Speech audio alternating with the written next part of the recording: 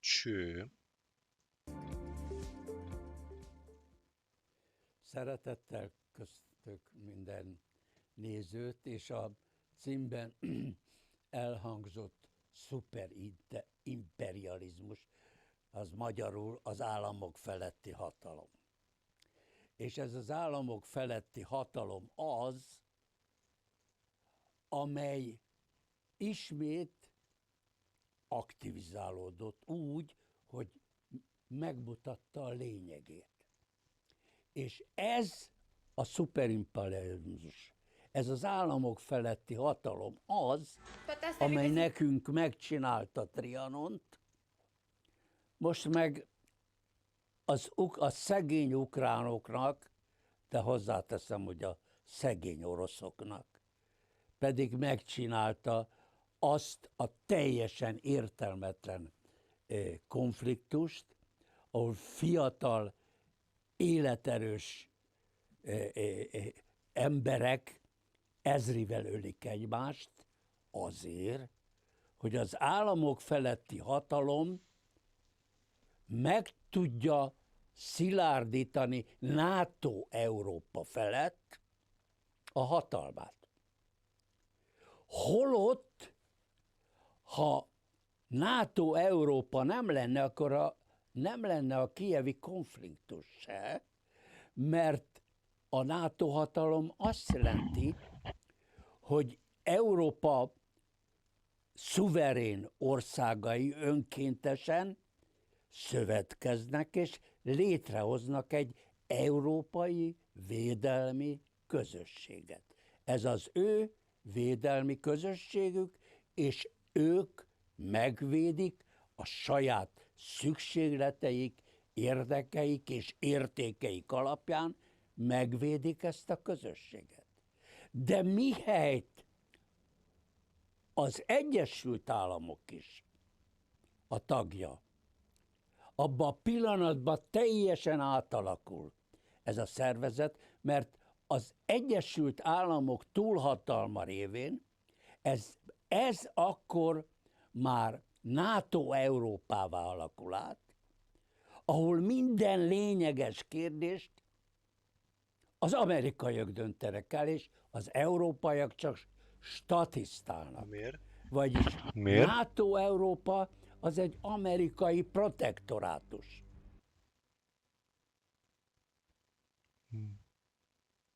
Miért? Miért az Amerika dönt?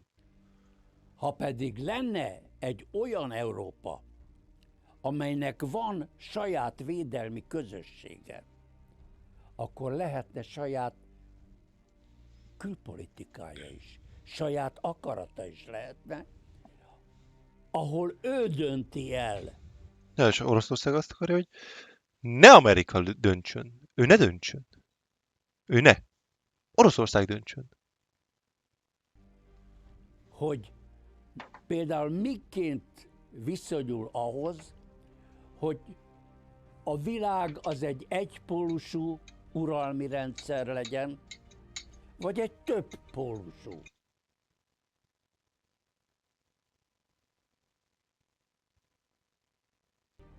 Uralmi rendszer legyen, ahol lényegében minden nagyhatalom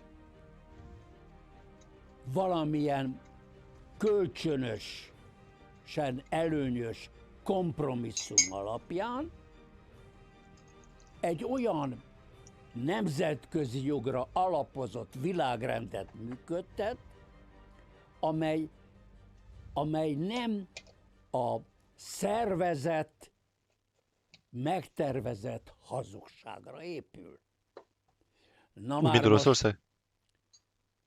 Az egypólusú világrend, amely létrejött 1989, 91, 91-es években, amit itt ugye a nagy változások időszaka, ez az időszak közeled ért el a végét. Lényegében. Ez az egypólusú világrend sokokból abból, hogy a dollár fedezetlen, és sok egyéb másokból a végéhez ért. Viszont nem a haszonélvezői ezt nem akarják elfogadni. És mindent megtesznek azért, hogy az egypólusú világrend maradjon fenn, amelyben Európa, mint világhatalom nem tud érvényesülni. Mert melyek ma a világhatalmak? Hát van világhatalom, ugye az Egyesült Államok, amit azért úgy kell értelmezni, hogy van egy nagyobb Egyesült Államok. Ez a nagyobb Egyesült Államok lényegében az angol száz világbirodalomnak a kapcsolatrendszerére épült föl, tehát részesek, tehát Egyesült Államok, Kanada, az Egyesült Királyság, vagyis Anglia, Ausztrália, Új-Zéland és Japán. Na most ez, hogyha akkor további nagyhatalom Kína, amely gazdaságilag beírta az Egyesült Államokat, sőt,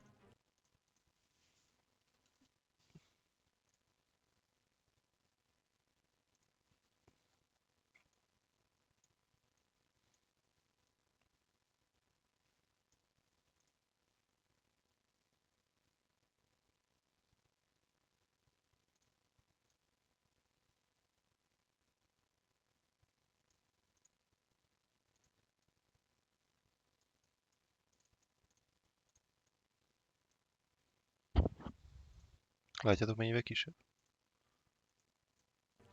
sok szempontból, például a termékgyártás terén le is hagyta, de ezt a kínaiak nem szeretik mondani, ők szívesebben mondják, hogy ők csak másodikok. Mindegy, elsők ebben. Tehát az ipari termelés terén, tehát ebben a szektorban Kína az első. Tehát akkor ezt lehet második nagyhatalomnak lenni, harmadik nagyhatalomnak lehet venni Oroszországot, amit a sors arra ítélt, hogy nagyhatalom legyen. Nem tud más lenni. Azért, mert most, hogy a perifériák önállósodtak, így is maradt 17 millió négyzetkilométer. És van ott 150 millió ember. Tehát 150 millió a területe miatt nagyhatalom, de még egy szempont miatt nagyhatalom, azért, mert még az Egyesült Államok a nemzetközi jog teljes semmibevetélével a saját maga által megfogalmazott szabályok alapján, de azokat se tartotta be, a saját szabályait se, de minden esetre másoktól megkövetette. Szóval ebben az időszakban Oroszország kiépítette a világ legkorszerűbb, tehát több, hogy fokozattal korszerűbb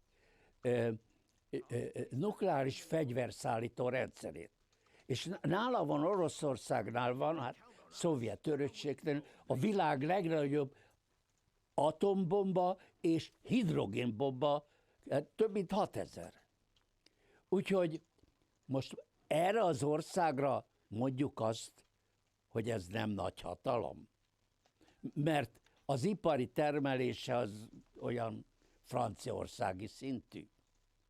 Hát majd lesz az ipari termelés nagyobb is, még úgy is, hogyha a szankciók korában lelassul a növekedés. Van egy másik előnye, hogy kénytelen saját maga, hogy úgy mondjam, diverzifikálni mindenféle ipari tevékenységét, hogy előbb, mert hiszen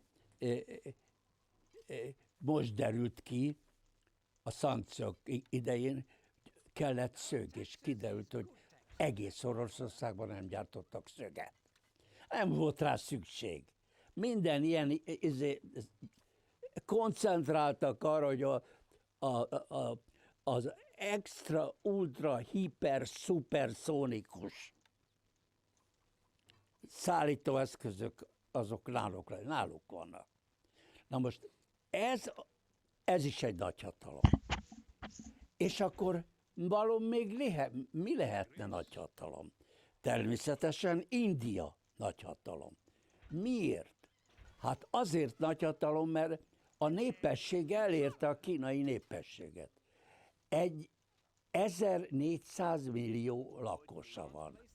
És amellett bizonyos szektorokban rendkívül erősen megy erőre. Ebben még a kibernetika is benne van, mert kitűnő matematikusaik vannak. A világ legjobb matematikusai Indiában vannak. Úgyhogy, na akkor ezzel már mennyi? Amerika, Kína, Oroszország, India. Na és melyik lehetne az 5.? Európa lehetne az 5., de a NATO Európa az csak Amerika gyarmata. Következésképp nincs ma fontosabb kérdés, mint megszabadulni a NATO-tól, mert egy abszolút fölösleges és kártékony. Na most kik hozták létre a NATO-t? És kik tartják életben?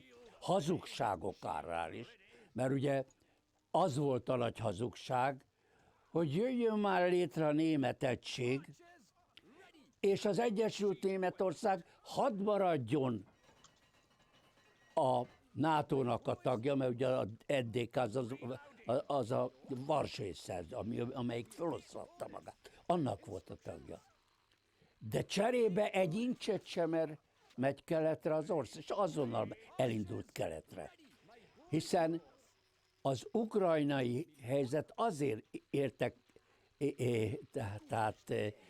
érlelődött meg, mert a NATO terjeszkedés elérte Ukrajnát, Európa legnagyobb területű országát, ha Oroszországot nem számítom, az összes európai országnál nagyobb, de nem kicsit nagyobb, egy nagy ország, mert lényegében egy ilyen, hogy is mondjam, összerakott különböző történelmű és lakosságú és kultúrájú területeket rakott össze a történelem, hogy így fejezzem ki magam. Tehát ez egy konglomerátum, nem egy szerves állam, szervetlen. És nagyon esélyes arra, hogy szétessen. Én most ebben nem megyek bele. De egy kicsit fogom érinteni, pontosan Trianon kapcsán. Tehát most látjuk, hogy Európa lehetne az 5. nagyhatalom, már csak a múltjánál is, hiszen valamikor az egész világ központja volt. Itt volt a technológiai központ, a tudományos központ, a kulturális központ, de még a katonai erő központ is itt volt, mert itt voltak a legmodernebb fegyverek. Tehát ez a világ központja volt. Most már rég nem az, de nem is tud lábáborulni, mint 5. világhatalom, mert az Egyesült Államok gyarmata. Ez milyen hülyeség már? Tehát mi az az erő, ami ezt el tudta érni? És amelyik a talpa alatt tartja Európát, és ráadásul olyan hálózatokat működtet, hogy gombnyomásra a semleges államok is csak úgy belépnek ebbe a gyarmatosító uralmi rendbe. Milyen erő az, amelyik arra kényszeríte, hogy a LMBTQ ügyben egyszerre minden tudós és tekintélyes, hogy mondjam, ember és szakértő és egyetemi tanár, és kezdje mondani a legostobább dolgokat, amelyek teljesen szembe mennek a természet törvényeivel. Hát az az erő, hát ez a szuperimperializmus. Na de ezt a szuperimperializmust azért nehéz, illetve hát azért bujkál állandóan, mert ő nem is létezik. Ez egy államok feletti, valóban nem látható, időnként mutatkozik meg, amikor kénytelen jelentős mozgásokat, tehát amikor kénytelen aktivizálni magát, tehát nagy mértékben. És ebben, amikor aktívvá válik, az aktivitásában megjelenik a lényege.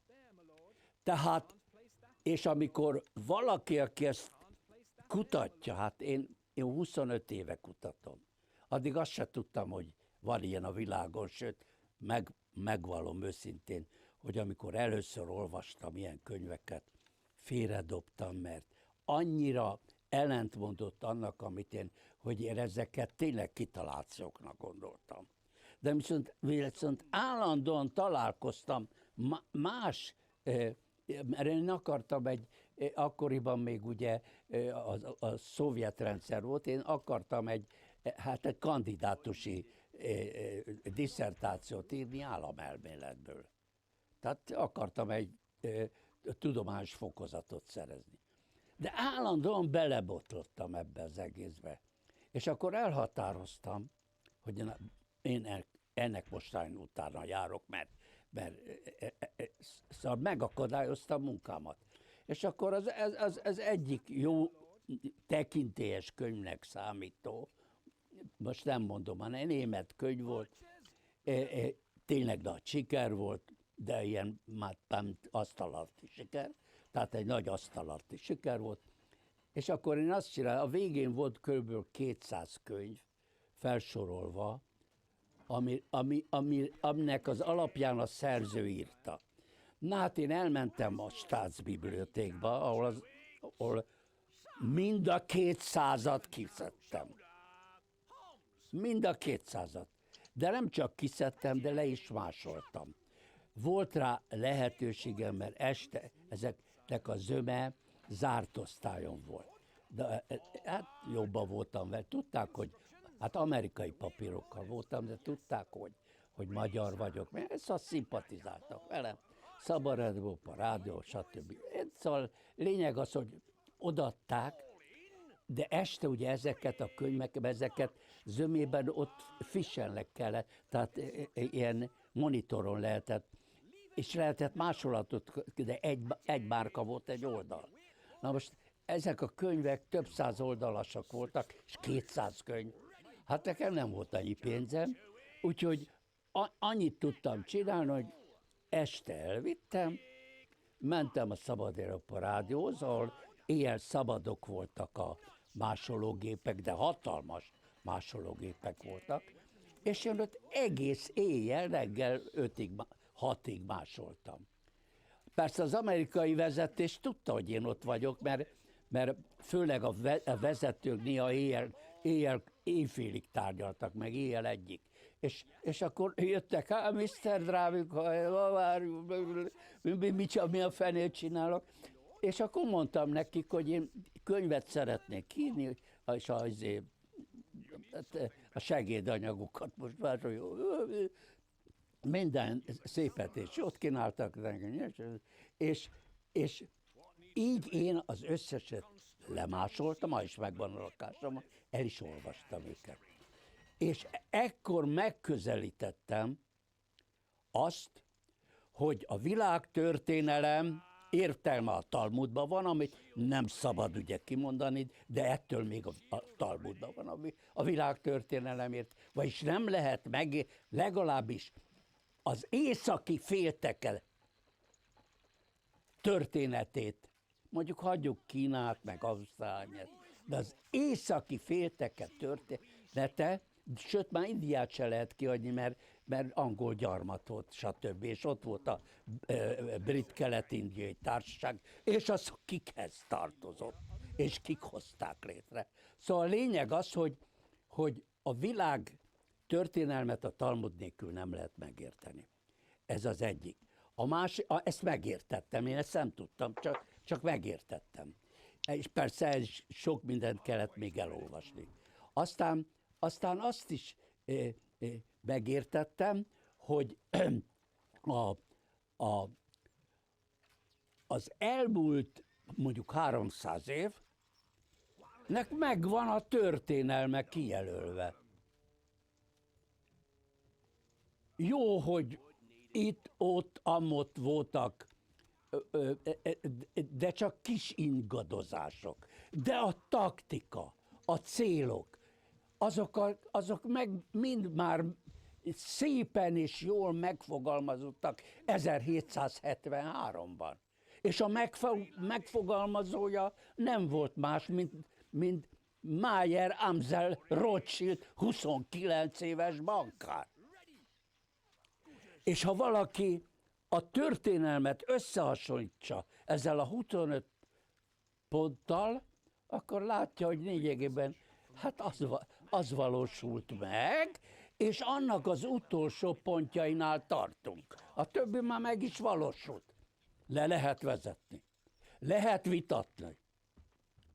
Lehet vitatni, de oly sok tény támasztja alá, hogy ez a program valósult meg, hogy én úgy gondolom, hogy aki ennek a vitatására vállalkozik, és vállalkozon, az végül oda fog kijutni, hogy el fogja fogadni azt, hogy tényleg a világ történelem érdekes módon ehhez a 25 ponthoz igazodott. Vajon miért? Na már most. Amikor ide eljutottam, ugye, és közben én hazaköltöztem Magyarországra, ez az időszakon. Hát fokozatosan történt a hazaköltözés, ugye valahogy 99, 90, így, hát ugye, de véglegesen, lényegében már véglegesen Magyarországon laktam 1999-ben. Akkor már végleg mentem még ki New Yorkban, mert a feleségem kimaradt, mert akkor fejezte be a doktorátusát, és ingadoztam. De ez az az időszak, amikor én megértettem, hogy az embereknek meg kell mondani, hogy van egy államok feletti hatalom. Még akkor is, ha nem látszik. És ezt valahogy, mert ha úgy értelmezik, ami látszik, nem értik meg a lényeget.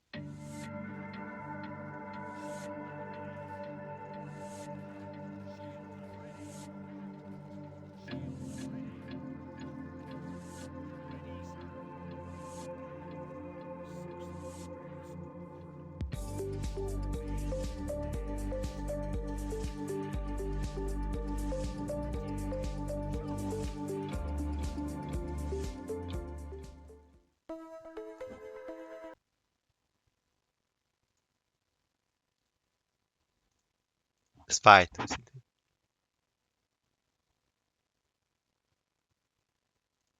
Sziasztok, ez itt a Lakmusz műsora,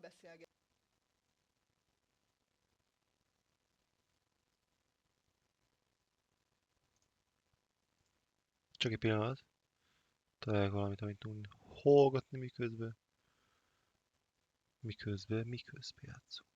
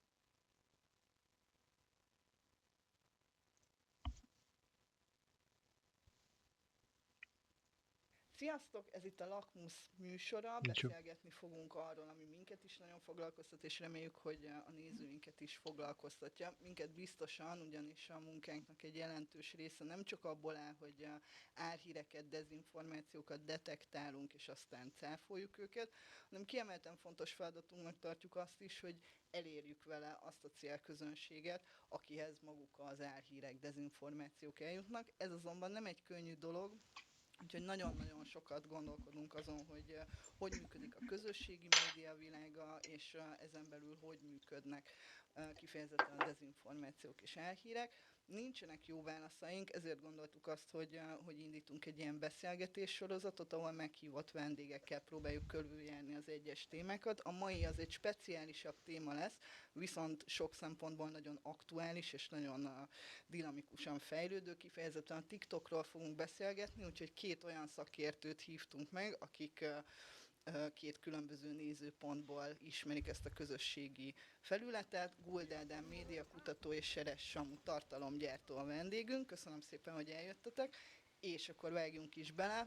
Nagyon-nagyon nagy energiákat fektettem abba, hogy az első kérdésem az ne egy ilyen ős, boomer kérdés legyen, de ezt aztán feladtam, úgyhogy kicsit beszéljünk arról, hogy mi a TikTok, miért egy speciális formája ez a közösségi média platformoknak, és mik azok a témák, amik itt a leginkább megjelennek. Ugye kívülről azt látjuk, hogy ez egy ilyen nagyon gyorsan változó felület, van rajta sok zene, tánc, vicces videó, tartalom, főzőcske, de azért, hogyha mélyebbre megyünk, akkor ennél durvább dolgokkal is találkozhatunk. Én onnan kezdeném ezt a választ, hogy a közösségi médiának azért van egy jól látható evolúciója. Tehát amikor a 2000-es évek vége felé elkezdett felévelni a közösségi média platformok felhasználói bázisa, és gyakorlatilag a hétköznapjaink részévé vált az, hogy különböző közösségi feleteken regisztrálunk, akkor egy-két év alatt az is látszott, hogy ezek a feletek egészen gyorsan változnak. Én ezt a változást egy nagyon határozott gyorsulásban látom, erről majd később beszélhetünk, mert a hírfogyasztáshoz is szorosan kapcsolódik az a fogalom, amit figyelemgazdaságnak nevezünk, aminek a lényege az az, hogy a mai média környezetben az emberek figyelmét egyre nehezebb felkelteni, és egyre nagyobb kihívás ezt a figyelmet megtartani, és ezzel a problémával maguk a közösségi média felületek is egyrészt szembenéznek, másrészt ők is generálják. És amikor a TikTokra gondolok, akkor ezt, hogy generálják, ezt egészen hangsúlyosan mondom, mert én azt gondolom, hogy az elmúlt 8-10 évben is látszott egy gyorsulási folyamat, tehát például nagyon jól lehetett látni, hogy például a YouTube videóknak az átlag hossza is a mainstreamben egyre rövidebbé válik, az Instagram is erre azért rátett egy lapáttal, de én azt hiszem, hogy a jelenlegi média környezetben egyébként a TikTok az, amelyik az a platform, amelyik maximalizálja ezt a lehetőséget, hogy nagyon látványos, nagyon gyorsan átpörgő tartalmak jelennek meg ezeken a felületeken. És azt kell, hogy mondjam, hogy ez látszik, hogy ez kondicionálja is a közönséget. Így sincs elég a fiatalok, akik mondjuk nem ez volt az első platform, hogy igazán megismerkedtek, tehát azt gondolom, hogy mondjuk az Z-generációnak így a 10-es évei végén vagy 20-as elején járó korosztály, ők is elkezdik ezt megszokni, tehát hogy az ember adaptálódik ezekhez a felületekhez, megkezdi ezeknek a használatát egy idő után, gyakorlatilag kortól függetlenül ő is hasonló viselkedés mintákat mutat, egyre nehezebb az érdeklődésünket felkelteni, és hogy említettem, megtartani, és ezt a figyelmet egyre problémásabb. Hogy azt látjuk, hogy rácsatlakozva egy a rohamos digitalizációra, meg azáltal, hogy konkrétan csak egy telefon szükséges, meg így demokratizálódott a piac, ezáltal nagyon-nagyon sok tartalomgyártó van, és az emberek jobban bíznak egyes tartalomgyártókban, egyes véleményformálókban, mint akár a nagy orgánumokban, és hát az van, hogy mindenki bármit feltehet, és látjuk azt, hogy mennyire kreatív ez a közösség, és így még gyorsabban el lehet érni. Látjuk azt, hogy egy egyes, nem tudom, szerkesztőségekben, ami az átfutási idő, ami kikerül egy cikk, az talán sokkal hosszabb, mint a TikTokon, mert látom, hogy mondjuk történik valami, és már megyek is a kamera elé, és mondom. És ezáltal a versenyben én érek el először a fogyasztóhoz, ami szintén fontos. Hát és ez rögtön egészen komoly kérdéseket vet fel, mert ugye te már rögtön párhuzamba állítottad a hagyományos hírgyártás folyamatát azzal a nagyon gyors, nagyon dinamikus, nagyon organikus hírgyártási folyamattal egyébként, ami ezekre a közösségi média felületekre jellemző. Nem akarok előre szaladni, de itt most muszáj egy ilyen szakmai szempontot rögtön megemlítenem, hogy amit nagyon sokszor egyébként én szakértőként is hiányolok ezekből a közegekből, és ez majd aztán rávezet a fő témánkra, tehát az álhírekre, meg a dezinformációknak a kérdésére, hogy azért normál esetben, és még én is így szocializálódtam, én korai Y-generációs vagyok, azért normál esetben a média felületei azok úgy működtek, hogy mire az ember eljutott odáig, hogy hírszerkesztőként, hírgyártóként megjelenhet bármilyen média felületen, annak volt egy olyan intézményes szocializációs háttere, közege, ami beérlelte azt a folyamatot, hogy ő abba a pozícióba hiteles legyen, és egyébként jó szakemberként megfelelő etikai, meg jogi normáknak megfelelően hiteles tartalmat állítson elő.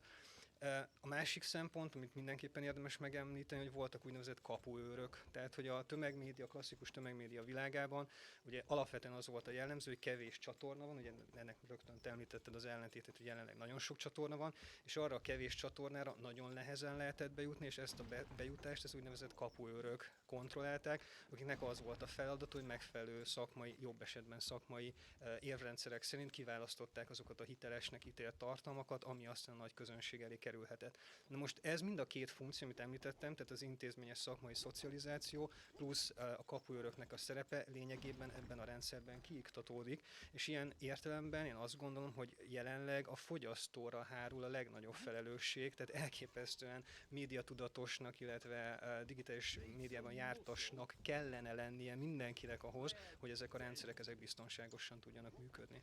Egyébként, bocsánat, ugye, amit te is mondtál, hogy itt van egyfajta ilyen bizalmi kérdés is, és ez nagyon érdekes abból a szempontból, amit feszegettek, hogy miközben azt látjuk, hogy a mainstream média iránti bizalom az folyamatosan csökken, nem csak Magyarországon, hanem ez egy globális folyamat, amivel kezdenünk kell valamit. Közben azt is látjuk, hogy valóban egyes tartalomszolgáltatóknak, vagy ugye hírekkel foglalkozó influencereknek alapból van egy ilyen bizalmi bázis, de ez miből alakul szerintetek ki? Tehát például, hogyha a te TikTok csatornádat megnézem, akkor elképesztően sok mindennel foglalkozol, a Covid-tól, a népszavazáson át, az orosz-ukrán háborúval, menstruációval, szóval nagyon sok minden van, de mi az, amitől mondjuk a te követőid benned megbíznak?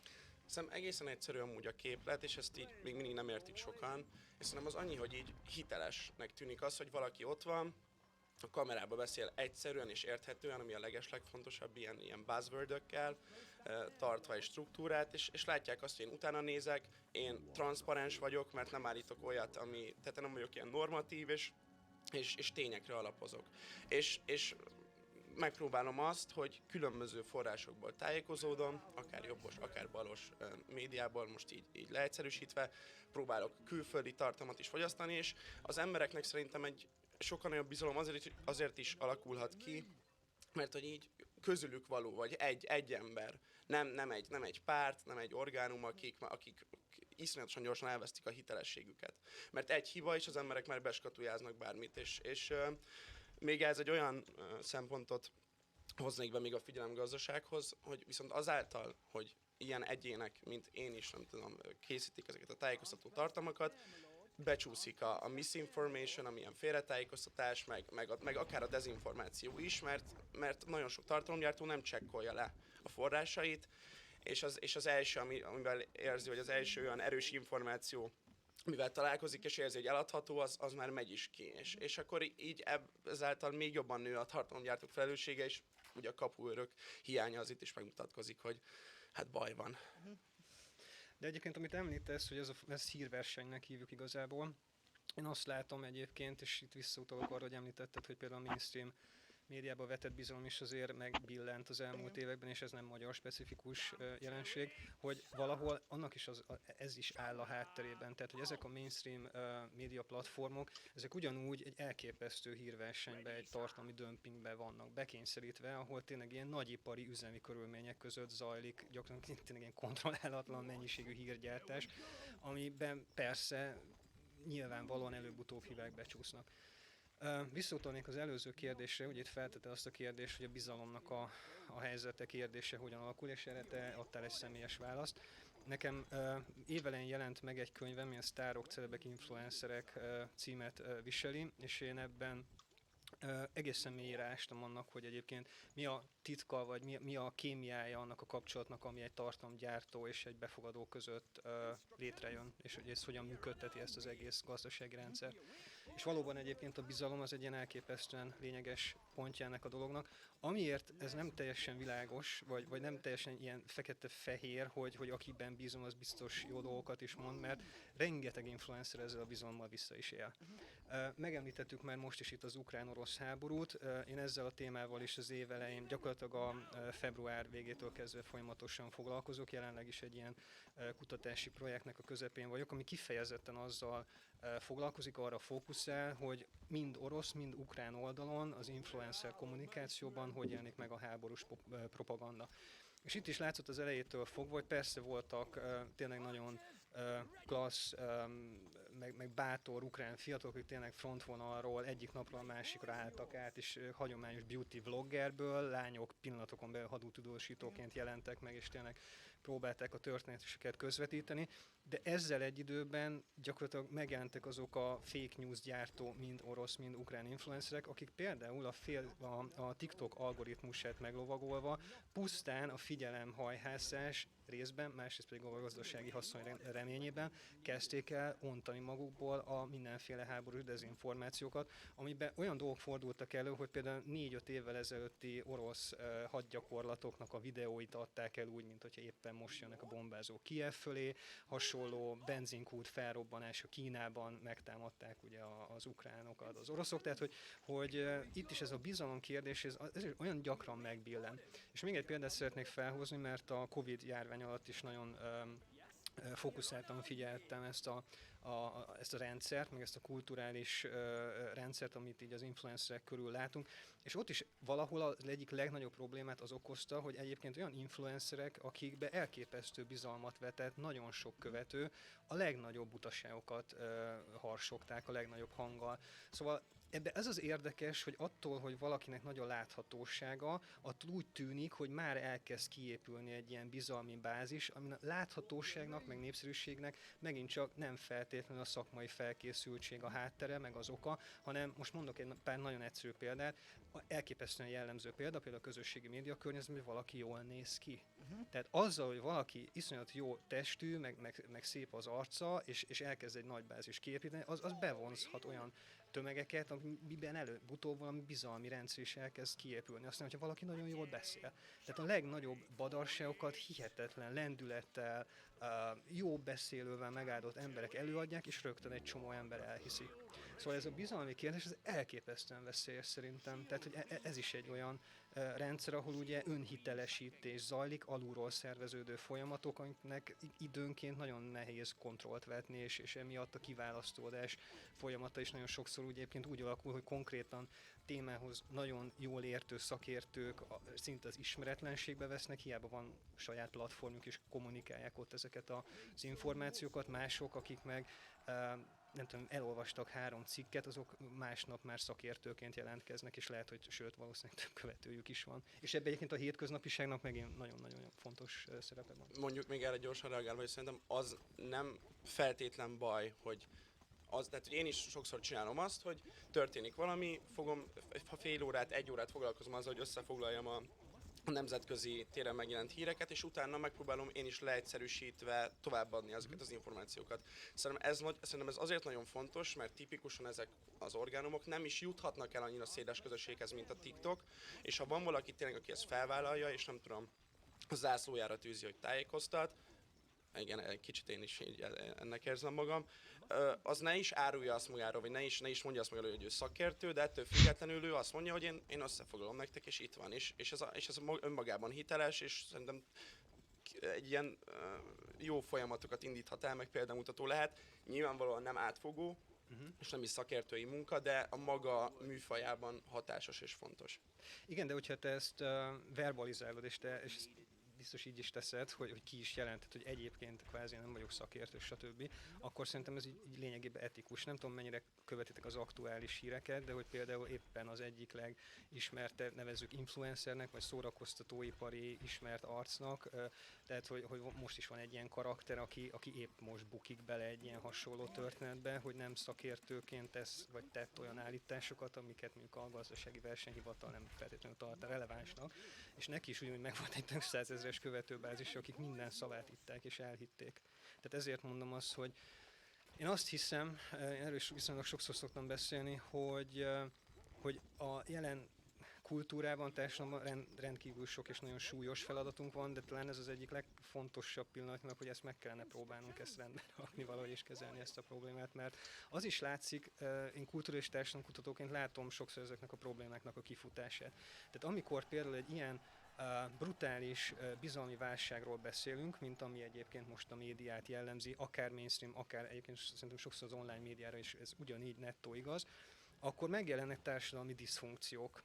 Mert hogy a média az most tényleg egy központi intézményrendszernek számít a társadalomban, a működésünket, a hozzáállásunkat, viselkedésünket, politikai, társadalmi, gazdasági, kulturális berendezkedéseket határoz meg. Tehát amikor létrejön egy ilyen bizalmi válság, akkor mondjuk egy olyan súlyos helyzetben, mint amilyen a világjárvány volt, elképesztő veszélyes helyzetek alakulnak ki, mert tényleg vannak mondjuk tömegek, akik el se hiszik, hogy bármi történik, vagy mondjuk adott esetben nem élnek azokkal a lehetőségekkel, ami mondjuk a járvány megelőzését, vagy a betegség kezelését lehetővé teszi, vagy még egy problémát említek, mondjuk a 2020-as amerikai elnökválasztások esetén, illetve az azt követő időszakban is, konkrétan az amerikai társadalmi berendezkedés és politikai berendezkedés struktúrái gyengültek meg, és látszott az, hogy ez a fajta online hírfogyasztási, illetve hát sok esetben dezinformációs hullámok, azok akár nagyon komoly problémákat jelentetnek az államszervezésben is. És egyébként, amikor mondjuk arról beszélünk, hogy valaki elveszti a hitelességét, vagy mondjuk megoszt olyan hamis információkat a saját felületein, amikről aztán utólag mondjuk kiderül, hogy nem fedik a valóságot, vagy akár eljárást is vonnak maguk után, és mondjuk megrendül a bizalom bennük, akkor mi történik utána mondjuk egy felhasználóval? Tudunk erről valamit, hogy akkor átmegy egy másik csatornára, vagy egyszerűen követi tovább csak ugyanazt az embert? Csak hát ugye az egyik ilyen nagyon jellegzetes reakció, amikor tényleg itt hitről, meg bizalomról beszélünk, hogy azt mondja, hogy az a hírdezinformáció, ami az ő forrásának a hitelességét kétségbe vonja, és ugyanúgy követi tovább, és ugyanúgy azt hiszi el. Hát erre számos magyar példát is tudnék, most így zsebből előhúzni kapásból. De nyilván, tehát mindig ezt is fontos elmondani, hogy, és ezt már egyébként a tömegkommunikáció közönségének vizsgálatakor kiderült, és ezt most nyilván még világosabban látjuk, hogy a közönség az soha nem egységes. Tehát akármelyik csatornát, akármelyik közösséget nézzük, a közönségnek mindig különböző szegmensei vannak, akik többféleképpen reagálnak. Tehát amit én említettem, ez az elutasítom a kritikát, az is egy jellegzetes csoport, de nyilván lesznek olyan reálisan gondolkodó részei is annak a közönségnek, akik azt mondják, hogy hoppá, akkor azért most én ettől megvonnám a bizalmamat és keresek egy másik csatornát. Ez egyébként, bocsánat, hogy a témaválasztás is válogatja, tehát mondjuk az ember lehet, hogy a Covid-dal kapcsolatban mondjuk fogékony az oltás ellenes tartalmakra, stb., de mondjuk a választások kapcsán meg egy másik hitrendszerben van, de egyébként látsz ebben valamilyen mozgást, amikor például kiteszel egy videót az orosz-ukrán háborúról, hogy akkor mondjuk kikövetnek emberek, vagy amikor mondjuk beszélsz az oltások fontosságáról, akkor elhagyják a csatornádat? Én inkább azt látom, hogy nagyon hálásak az emberek, mert össze vannak zavarodva, és nem tényleg ez a bizalomnak a hiány az megint ide kapcsolódik, és már nem ki is ábrándulnak, át van politizálva az egész médiatér, az ember nem szeretne híreket fogyasztani, és tök hálásak azért, hogy itt van egy srác, aki nekik érthetően elmagyarázza, sokkal érthetőbben, mint akár bármilyen orgánum, az, hogy mi történik a háborúban.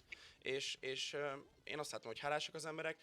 Nyilvánvalóan én kampányoltam többször így az oltás mellett, ott azért vannak kemény reakciók. És az, hogy a tájékozatlanságnak tehát a tájékozatlanság az nagyon benne van, hogy az embereknek fogalma sincs, hogy miről van szó, meg arról is, hogy a kormány kommunikáció, meg a pártok kommunikációja az eredményezett egy ilyen teljes zavart az emberek fejében, hogy most mi is a Covid, és hogyan is álljunk ehhez a kérdéshez.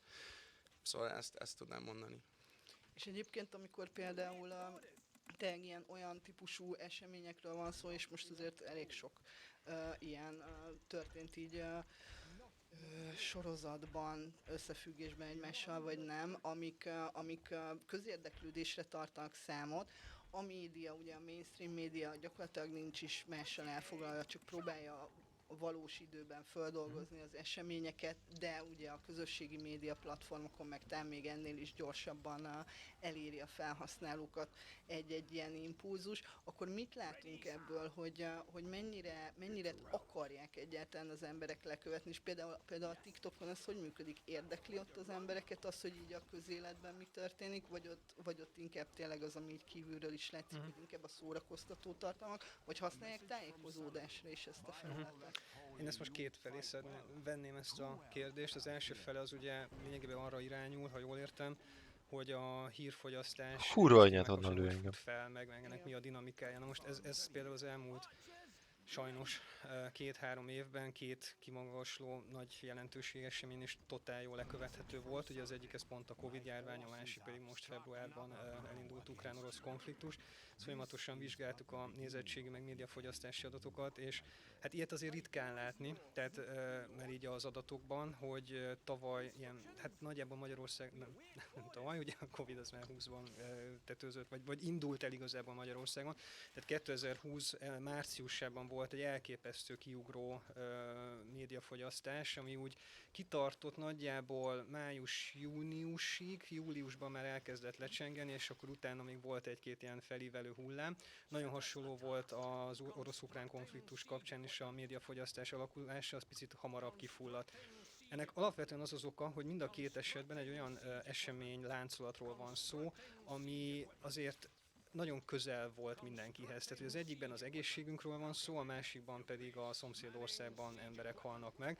Mind a két helyzetben az emberek a saját életüket veszélyben érezték, és ez egy nagyon erőteljes hírfogyasztásként jelent meg. Ebből egyébként létrejött egy hírtúlfogyasztás is, egy információs dömping, meg infodémiáról is beszéltünk, ugye a híreknek ez vírusszerű terjedése, amiben tényleg mindenki elveszett, azt hiszem 1-2-3 hónapig, de aztán ennek van egy ilyen maximum, aztán egy platója és egy lecsengése, mert azt is láttuk, erre vonatkozóan pszichológiai kutatások is voltak, hogy egész egyszerűen az embereknek a tudata, idegrendszere túltelítődött ezekkel, és egy olyan mennyiségű negatív, illetve zavaró jellegű információ halmaz befogadása történt meg nagyon rövid idő alatt, aminek törvényszerűen az volt a következménye, hogy el kell hagyni a médiát, és le kell hagyni csengeni ezt az egész borzalmat, és hogy vissza kell térnünk a hétköznapi életbe, hogy a józan eszünket így megőrizzük. Tehát, hogy ez a fajta dinamika, ez most az elmúlt pár évben nagyon, nagyon szépen kirajzolódott két ilyen esemény kapcsán, és egyébként mind a kettővel összefüggésben azt látjuk, hogy az emberek sokkal több hírt fogyasztanak, mint akár a pandémia, vagy akár az ukrán-orosz háború előtt, mert tényleg a saját bőrükön érzik a veszélyt, és ennek megpróbálnak valamilyen módon elébe menni, hogy olyan információkat szerezzenek, ami adott esetben az ő túlélésüket is elősegítheti.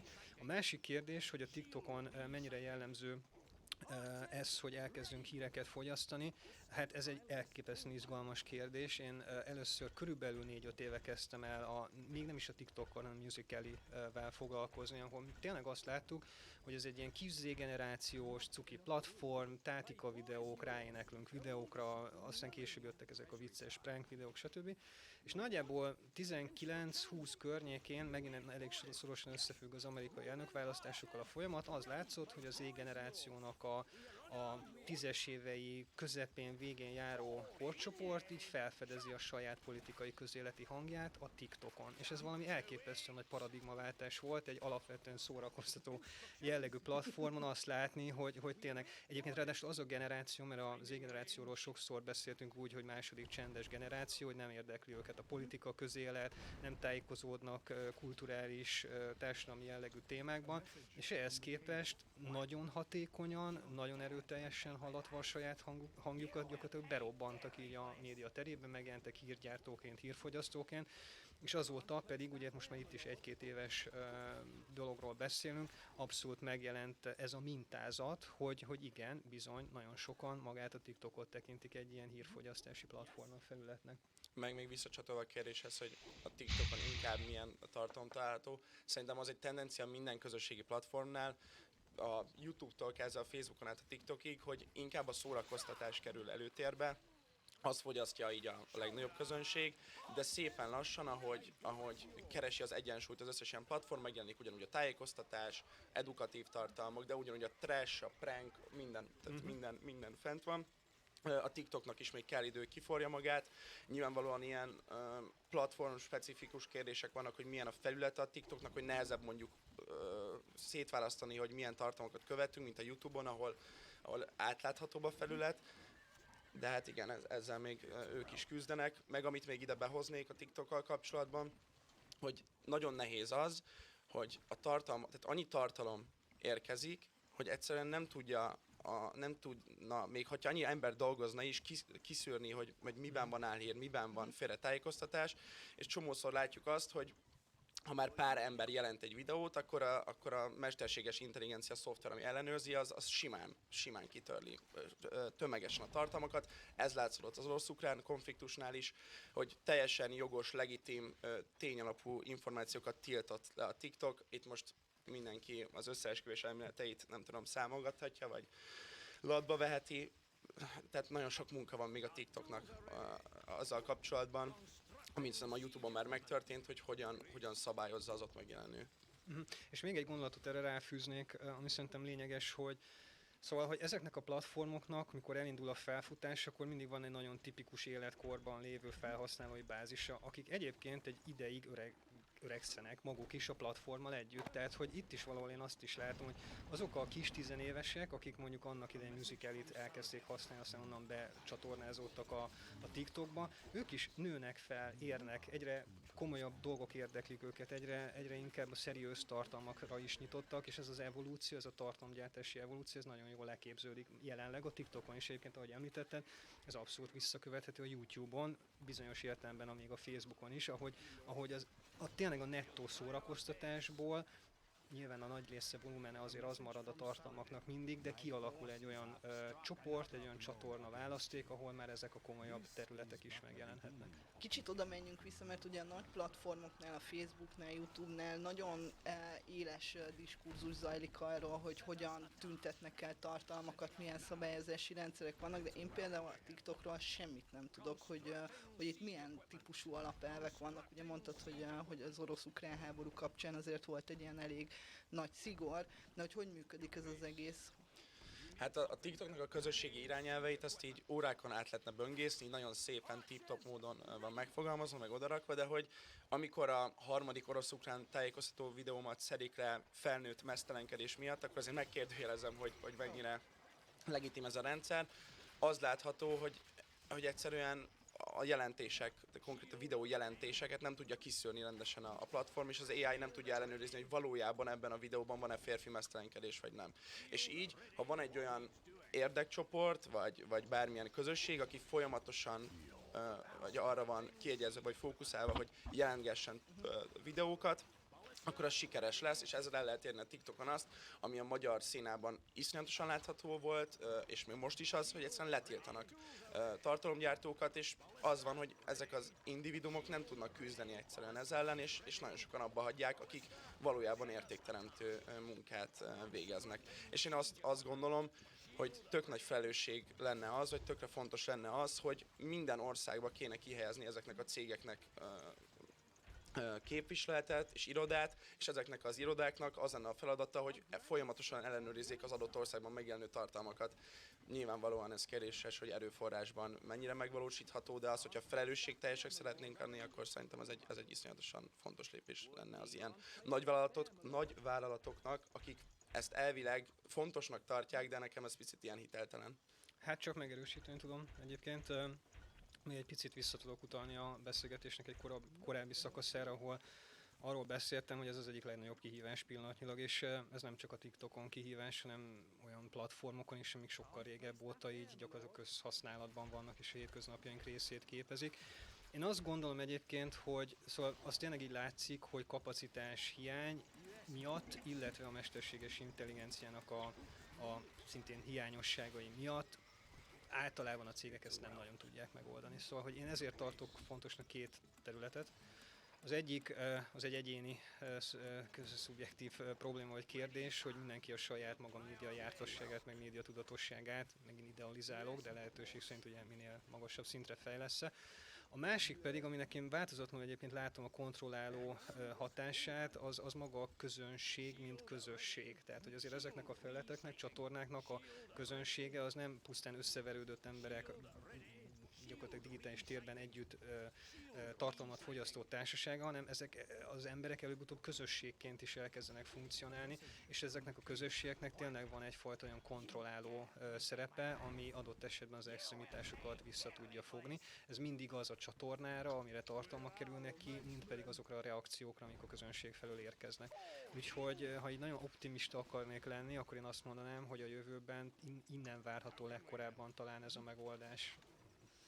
Egyébként a múlt héten is volt egy beszélgetésünk, azt is érdemes megnézni, fönt van mindenféle felületeinken, csak ilyen gyors reklám is legyen, amikor is az egyik nézőnk felvetette, tehát, hogy hogyan harcolhatunk az álhírek ellen a közösségi médiában. Ez egy nagyon érdekes felvetés volt, hogy hát ugye hogy terjednek ezek a hamis információk, ugye nagyon bombasztikus címekkel, rövid tartalmak, képes tartalmak, könnyen befogadható tartalmak.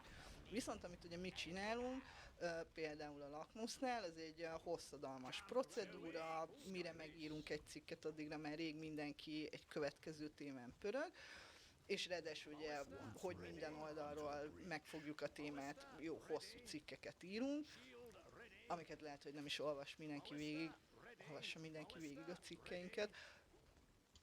Na mindegy, szóval, hogy értitek, hogy akkor mi a jobb, hogy hogyan lehet akár kimegy egy álhír a TikTokon, mit tudok én mondjuk tenni, hogy ennek meglegyen a debunkja is? Hát én szerintem a legegyszerűbb, ami eszembe jut, az, hogy fent kell lenni egyszerűen a TikTokon. Fent kell lenni a TikTokon, meg kell tanulni ennek a nyelvezetét. Szerintem tökre látom, hogy a Lakmusznak milyen szerepe lenne a TikTokon, és az hiánypótló lehetne. Egyszerűen csinálni kell. Én azt gondolom, hogy akkor lehet versenyelőnybe kerülni, hogy amint látjuk, hogy itt van ez a növekvő platform, akkor azt mondjuk, hogy oda megyünk. Mert látjuk azt, hogy az emberek azt fogyasztják, és tudom, hogy attól függetlenül elengedhetetlen az írásos verzió, de az tök menő is, meg tök jogos is, hogyha valaki a TikTokon próbál küzdeni, a TikTokon lévő, nem tudom, dezinformációs hullám ellen. Én ezt a kérdést most egyébként úgy látom, hogy azért, hogyha nagy volumeneket nézzünk, akkor azt lehet mondani, hogy a TikTok az mindig egy generációs platform, tehát azért azoknak a felhasználóknak a döntő többsége, aki ott most jelen van, azért még mindig inkább a 10-20-as éveiben jár. És ez azért érdekes, ugye az Z-generációsokról beszélünk itt is alapvetően, hogy az ő esetükben szokott az egy ilyen alapvető törvényszerűség lenni, hogyha őket meg akarjuk szólítani, akkor őket egyébként nem lehet bevonzani azokra a csatornákra, amiket mi idősebbek használni szeretnénk, hanem oda kell menni, ahol ők vannak, és ez teljesen egybecseng az, amit te is említettél.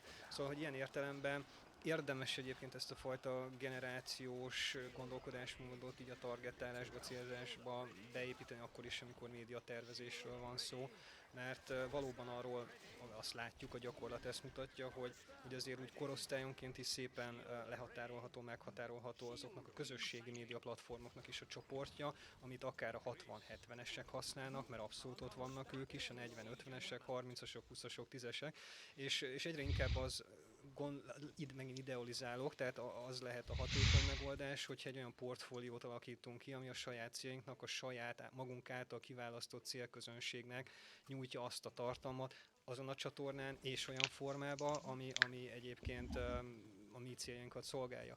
És itt megint azon a formában az is egy óriási hangsúlyos dolog, mert ugye említetted, hogy ti alapvetően hosszú cikkeket, hosszú tartalmakat írtok, azért azt úgy az eddigi tapasztalataimból feltételezem, hogy jellemzően 30-as, 40-es, 50-es értelmiségi közép-felső középosztálybeli olvasók lesznek ebben érdekeltek. Ha kimentek a TikTokra, ott biztos, hogy nem ugyanezt a csoportot fogjátok tartalmakkal megszólítani, de ott nyilván a formátumnak, meg a műfajnak is másnak kell lenni, de én is egyetértek azzal, hogy ennek megvan a helye.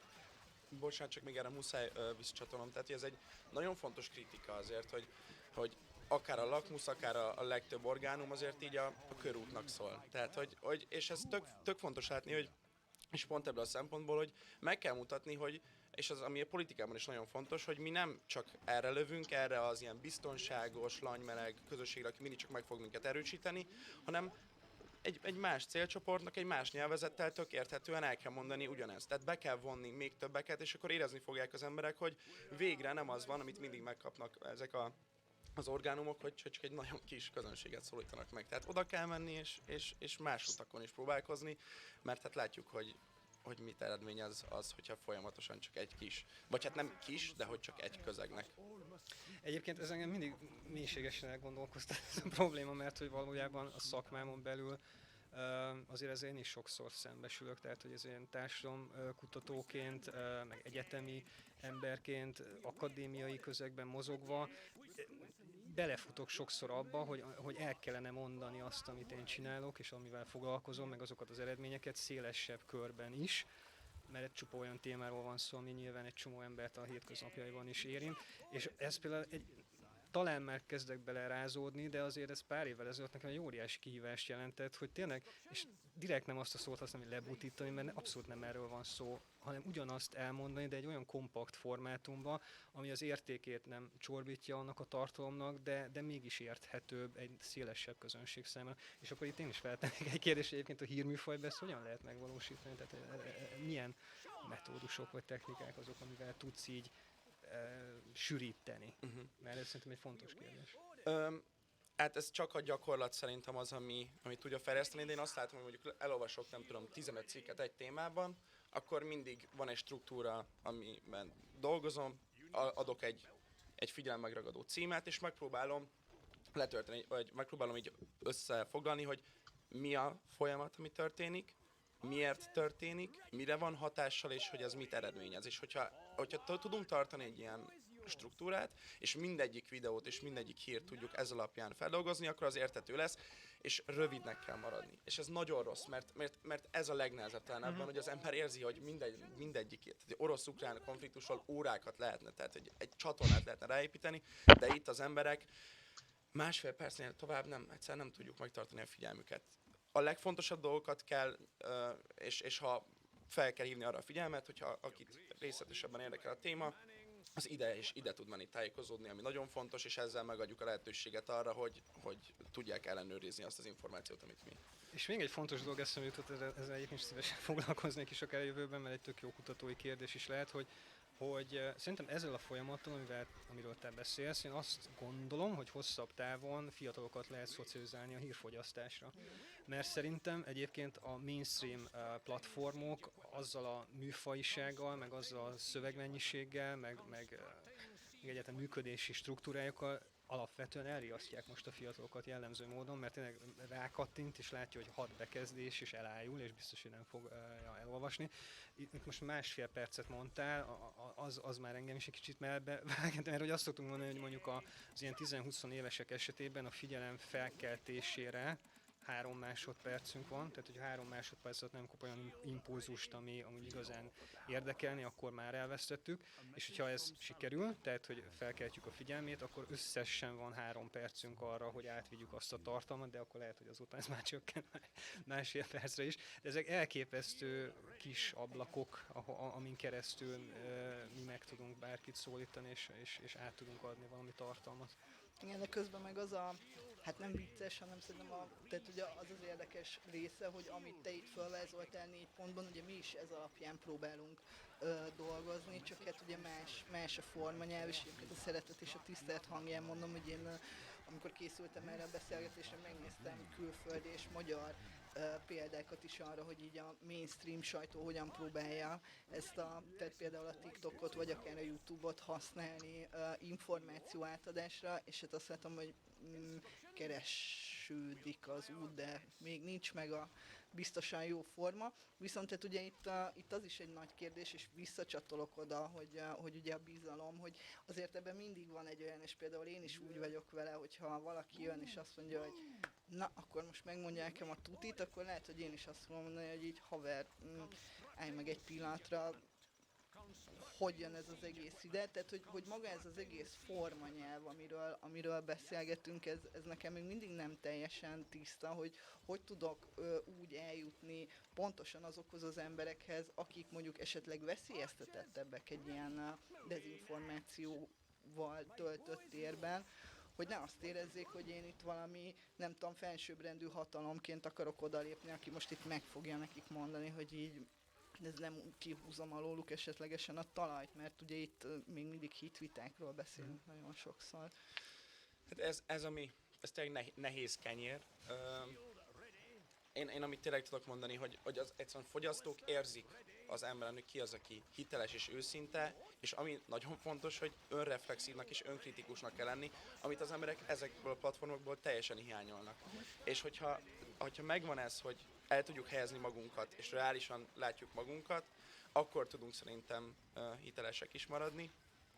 Az, hogy most konkrétan hogyan, mi ennek a folyamata, azt inkább ott látom, hogy fel kell fogni és el kell fogadni inkább azt, hogy most már inkább ezek az ilyen vizuális retorikai elemek a meggyőzőek, és ezek a platformok lesznek a jövők. Tehát látni kell ezeket a generációs változásokat, és nem lehet mit tenni, alkalmazkodni kell ezekhez. Tehát át kell váltani, meg kell tanulni, és erre kell a legnagyobb fókuszt teremteni, vagy a legnagyobb odafigyeléssel látni azt, hogy merre megy a fiataloknak a figyelme is, és mi az, hogyan meg lehet őket szólítani.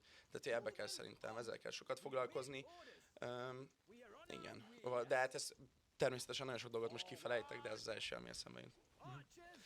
Én ezt még ezzel tudom kiegészíteni, hogy most is tulajdonképpen, hogyha leszűrjük, vagy leegyszerűsítjük ezt a beszélgetést, akkor végül is nagyrészt arról beszélünk, hogy lehet a fiatalokat elérni, meg hogy lehet utánuk menni, és hát ennek az oka különben, hogy erről így beszélgetünk, hogy ez nagyjából így 10-15 éve látszik, a digitális korszakba született gyerekeknél, fiataloknál látszik ez így először kristálytisztán, hogy trendsetter nemzedékekről van szó. Ez azt jelenti, hogy ezek a fiatalok jellemzően az elsőként fedeznek fel az online térben lehetőségeket, vesznek birtokba platformokat, amiket használatba vesznek, azon kialakítanak egy sajátos felhasználói kultúrát, és ezek fognak, illetve jelenleg és a múltban is, ez az elmúlt egy vagy két évtizedben így történt, terjedni ki, vagy szélesedik a felhasználói bázisuk. Ugye nagyon tipikus például az Instagram esete, amit először szintén 10-20 évesek használtak, jelenleg 40-esek, 50-esek is masszívan ott vannak, és egy abszolút mainstream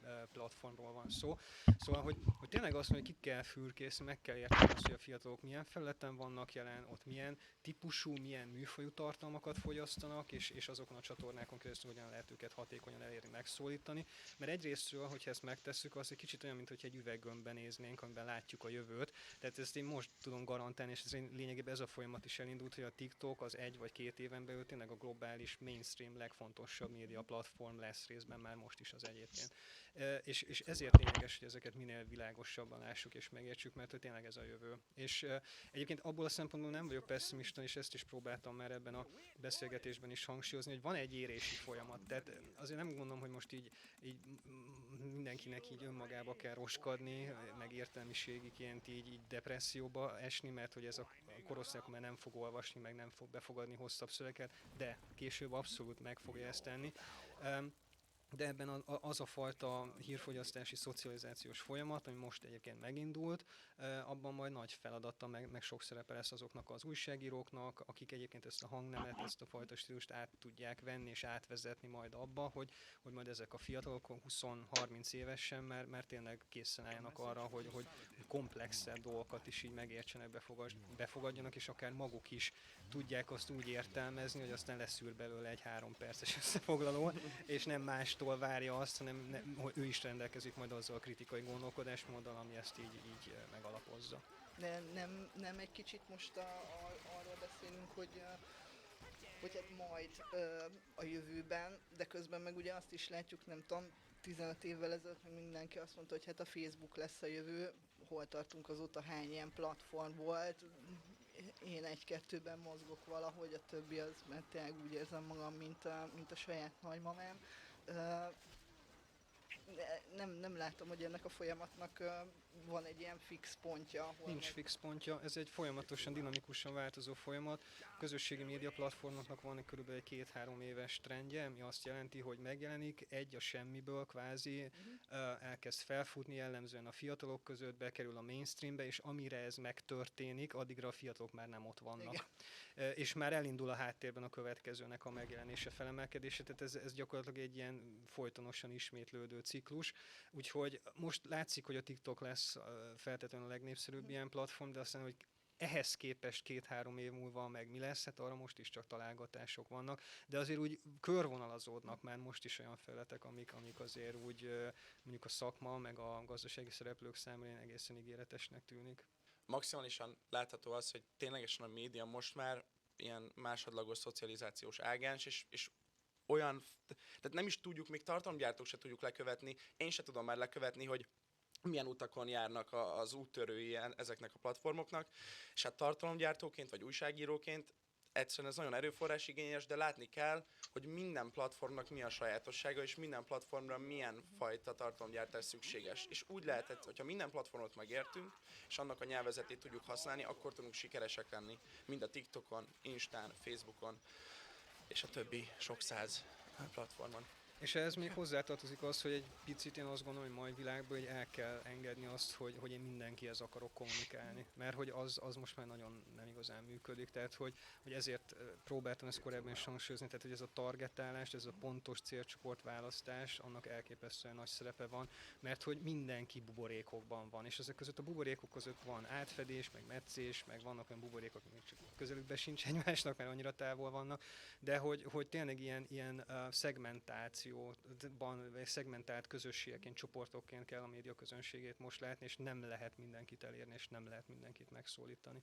Igen, de ugye közben azt is látjuk, és ez már egy ilyen, megint egy kicsit más gondolat, hogy maguk mondjuk a dezinformációk, vagy hamis hírek is ugye nagyon különböző okokból és nagyon különböző célcsoportokat tudnak megcélozni, akár gazdasági céllal, akár mondjuk a közgondolkodás formálása, de hogy azt látjuk, hogy valahogy mindig egyel előrébb járnak, mint például mondjuk maga a sajtó, akik ugye próbálják lekövetni ezeket tehát ebben mondjuk azért ügyesebb a dezinformációs gépezet, ezt lássuk be, mint a mainstream sajtó, de azért az is egy nagy kérdés, hogy mennyire, tehát hogy mivel sokat is beszélünk, és a dezinformációkról egyre többet, és sok felhasználó is úgy tűnik, hogy azért kezd erre egyre fogékonyabb lenni, hogy látunk abban egyfajta ilyen fejlődést, hogy például a fiatalabb generációknál, hogy már kritikusabbak ezekkel a fajta tartalmakkal? Én egy dolgot behoznék gyorsan, hogy ez szerintem azért látható, mert ezt most nem említettük meg, ez a folyamat, mivel van egy orosz-ukrán konfliktus, és a sajtó erre ilyen nagyon-nagyon összegzően minden kulturális, társadalmi, meg hát ilyen életviteli szinten szeretné vizsgálni, és az álhírek meg ilyen nagyon leegyszerűsítő és ilyen fogyasztható válaszokat adnak, és mivel a figyelemtartomány tudjuk, hogy pár másodperc, és senki nem olvas végig egy nagyon hosszú cikket, ezért az emberek meg elég szönek azzal, hogy itt egy válasz, amiben tudnak fogóckodni. De amúgy, és sokan így nagyon féltik a fiatalokat, de én látom azt, hogy ők már sokkal jobban értenek ahhoz, hogy mi történik, és szerintem már mondjuk egy cikket olvasnak, már önmaguktól figyelnek arra, hogy itt kicsit fura az URL, ki írta ezt a cikket, milyen ferdítések vannak benne, hol vannak a források, tehát oktatni kell, és nagyon sokat kell erről beszélni, de nem kell félteni olyan szempontból a fiatalokat, hogy ők már előrébb járnak, mint akár én is, pedig én sem vagyok egy nagy öreg. Én erre nem tudok megnyugtató választ adni a kutatási eredmények alapján, mert ilyet is láttam, és olyat is. Szóval általánosságban azt szoktuk mondani, hogy a dezinformációk veszélynek leginkább kitett két korcsoport, a legidősebbek és a legfiatalabbak, tehát hogy ez egy ilyen általános szabálynak tűnik. Ugyanakkor az elmúlt években egy csomó olyan kutatás is megjelent, ami azzal cseng egybe, amit te mondtál, hogy ahogy ezek a digitális környezetben szocializálódó fiatalok megismerik ennek a rendszernek a kulturális és gazdasági működését, ami elég gyors egyébként, mert gyorsan kiismerik, akkor kialakul bennük egyfajta ilyen tudatosság, és valóban arról van szó, hogy nagyobb eséllyel felismernek ilyen tartalmakat. És ennek a másik oldaláról is azért én elég gyakran látok adatokat, információkat. Most az egyik, ami például abszolút melbe ütött, picit más terület, de mégis az is csak a megtévesztéssel csak összefügg. CGI influencerek világa, ezek komputer által generált influencerek, úgy kell őket elképzelni, mintha valós emberek lennének, de számítógépes technika generálja őket. Ilyenekből az Egyesült Államokban több tucat van, ugyanúgy működnek, mint a valós influencerek, tehát termékeket népszerűsítenek, együttműködésben vesznek részt, saját csatornáik vannak, ahol tartalmakat helyeznek ki, egy ügynökség áll mögötte. Most egy tavalyi felmérés azt mutatta, hogy azok a fiatalok, amerikai fiatalok, akik ezekkel már találkoztak, azoknak körülbelül 70%-a nem tudja, hogy ezek CGI influencerek és nem valós emberek. Szóval néha vannak ilyen esetek, ahol így kibuknak ilyen nagyon extrém helyzetek, ahol mégis úgy tűnik, hogy azért a fiataloknak egy része mégiscsak bedől ilyen hamisnak tekinthető tartalmaknak, úgyhogy én ebből a szempontból sem lennék pessimista, én is látok egyébként a fejlődést a tudatosságban, de nem is hagynám magukra azért a fiatalokat, hogy jó, hát úgyis belerázódnak, meg majd megtanulják, hanem szerintem, hát meg nem csak szerintem, hanem a szakma szerint is azért azoknak a tudatosító programoknak, amik kifejezetten a médiatudatosság és a médiajártasság fejlesztésével foglalkoznak, vagy foglalkoznának, azoknak sokkal nagyobb teret kellene például az oktatásba, közoktatásba is adni, vagy azokban a programokban, amik mondjuk iskolán kívül, de szintén ezekkel a témakörökkel foglalkoznak. És még egy optimizmusra okot adó dolog, hogy azért például Magyarországon is nagyon sok olyan szervezet van, akik ezt a témát felvállalják, és például nem csak gyerekekhez mennek el ezekkel a projektekkel, hanem, hogy említettem, a másik veszélyeztetett korcsoportot, az időseket is megtalálják, akiknek ugyanúgy tartnak olyan foglalkozásokat, programokat, ahol megtanítják az idős embereket arról, hogy hogyan kell ezeket kiszűrni. Az még egy ilyen nagyon egy leegyszerűsítő válasz, de hogy lekövethetetlen ez a gyorsaság, ami történik, és főleg azért, mert evolúciósan az agyunk működése egyszerűen nem tudja tehát én látok ott valakit, és nagyon nehéz azt eldönteni, hogy most technikailag ennyire szuper, hogy ő most embere vagy nem. És egyszerűen ezt a sok, tehát a végtelen kínálatból származó végtelen impulzust fel se tudjuk dolgozni, és azt gondolom, hogy tehát mindenki megtéveszthető, még az is, aki hipertudatosan van bent ezekben a terekben. Törekedni kell arra, hogy ezeket a folyamatokat le tudjuk követni. Én azt gondolom, hogy sokkal gyorsabban kéne válaszolni. A jogalkotás nem tud majd gyorsabban válaszolni, de hogy a döntéshozóknak sokkal gyorsabban kell ezekre reagálniuk, de én bízom azokban a közösségekben, akik kialakulnak, és ezeken a platformokon, akik tudják ennek a fontosságát kihangsúlyozni, és így lentről szépen feljuttatni az üzenetet. Tudom, hogy ez most egy kicsit ilyen össze-visszának tűnik, de hogy valahogy én nagyon bízom ebben.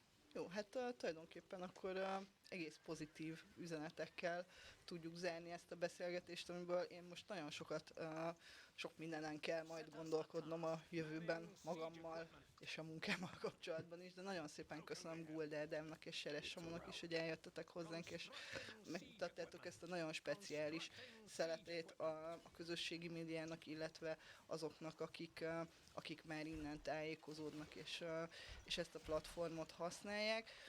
Ez volt a Lakmus beszélgetése, remélem, hogy mindenki számára hasznos volt. Lesz majd podcast formátumban is, elérhető lesz a YouTube-on és a Facebookon. Ha tetszett, akkor kövessetek minket a továbbiakban is.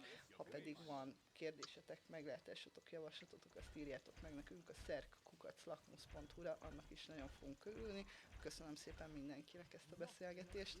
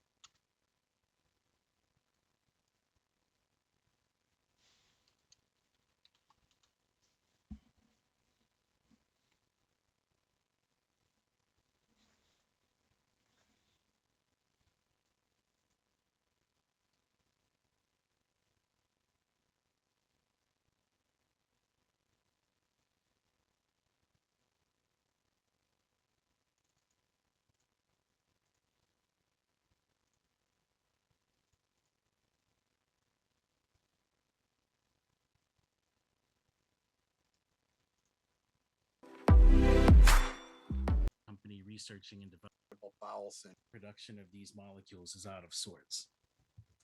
Well, there can be a variety of things. For science doctor, the evolving clinical trials of Sativex for alleviation of cancer pain unresponsive to optimized opioid treatment, and initial studies of Epidiolex for intractable epilepsy. Dr. Russo, welcome to the podcast. Thanks for having me. So it's always great to talk with you, and I really wanted to dive right in and start talking about our endocannabinoid system. And so we have cannabinoid receptors that interact with endocannabinoids that our bodies produce. And I was wondering if you could explain for us what happens when the production of these molecules is out of sorts. Well, there can be a variety of things. Like in any system, there can be an excess of activity. That's something we see associated with the metabolic syndrome in people with severe obesity. But more commonly, we have deficiencies of the endocannabinoid system, which are going to manifest in a number of ways, but notably by producing pain, but also subject to creating problems in a variety of systems, such as digestion. So when I proposed the theory of clinical endocannabinoid deficiency, we focused on 3 disorders, which were migraine, fibromyalgia, and irritable bowel syndrome. What they have in common is that these are disorders that are diagnosed clinically, meaning that there are no specific diagnostic tests for them. They're all characterized by pain where there's no obvious tissue damage to be seen.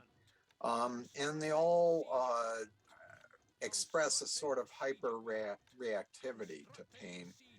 So there's pain with stimuli that ordinarily wouldn't be painful. And the most common expression of that is the sensitivity to light and sound that is one of the manifestations of migraine.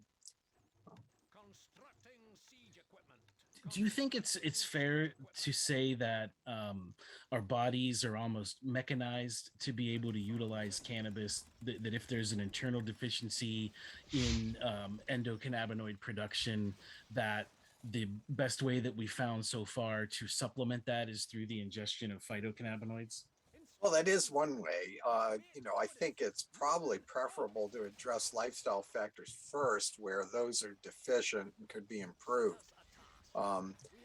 But it certainly is the case that the quickest way to deal with an endocannabinoid deficiency is probably supplementation with phytocannabinoids, meaning most commonly from cannabis.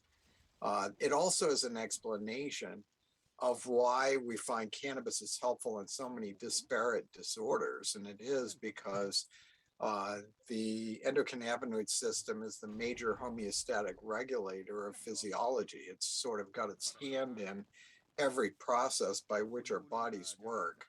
So it should be no great surprise that when things are awry, there often is a role for cannabinoids therapeutically.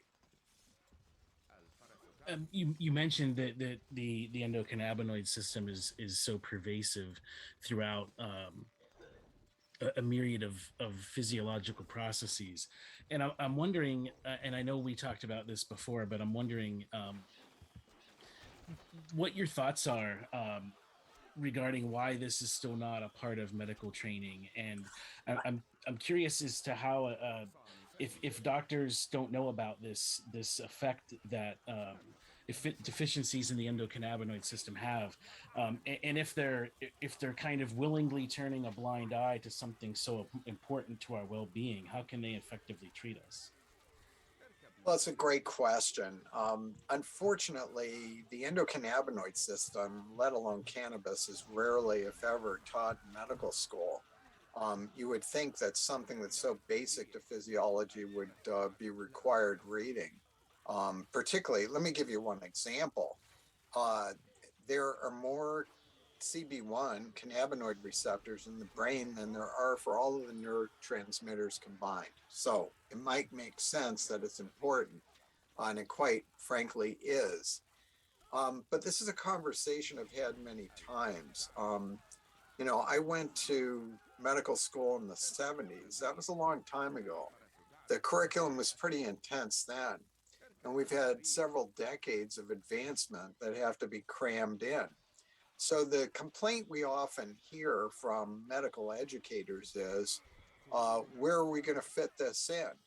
What are we going to drop so that we can incorporate this into the curriculum?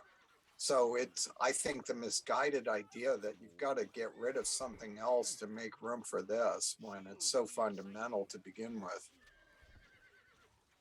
Yeah, I would think that, you know, given that fundamental nature, something so important to our bodies, and as we've continued to learn new things about the endocannabinoid system, I would think that it would definitely be of high importance to make sure people are trained well on it. Certainly.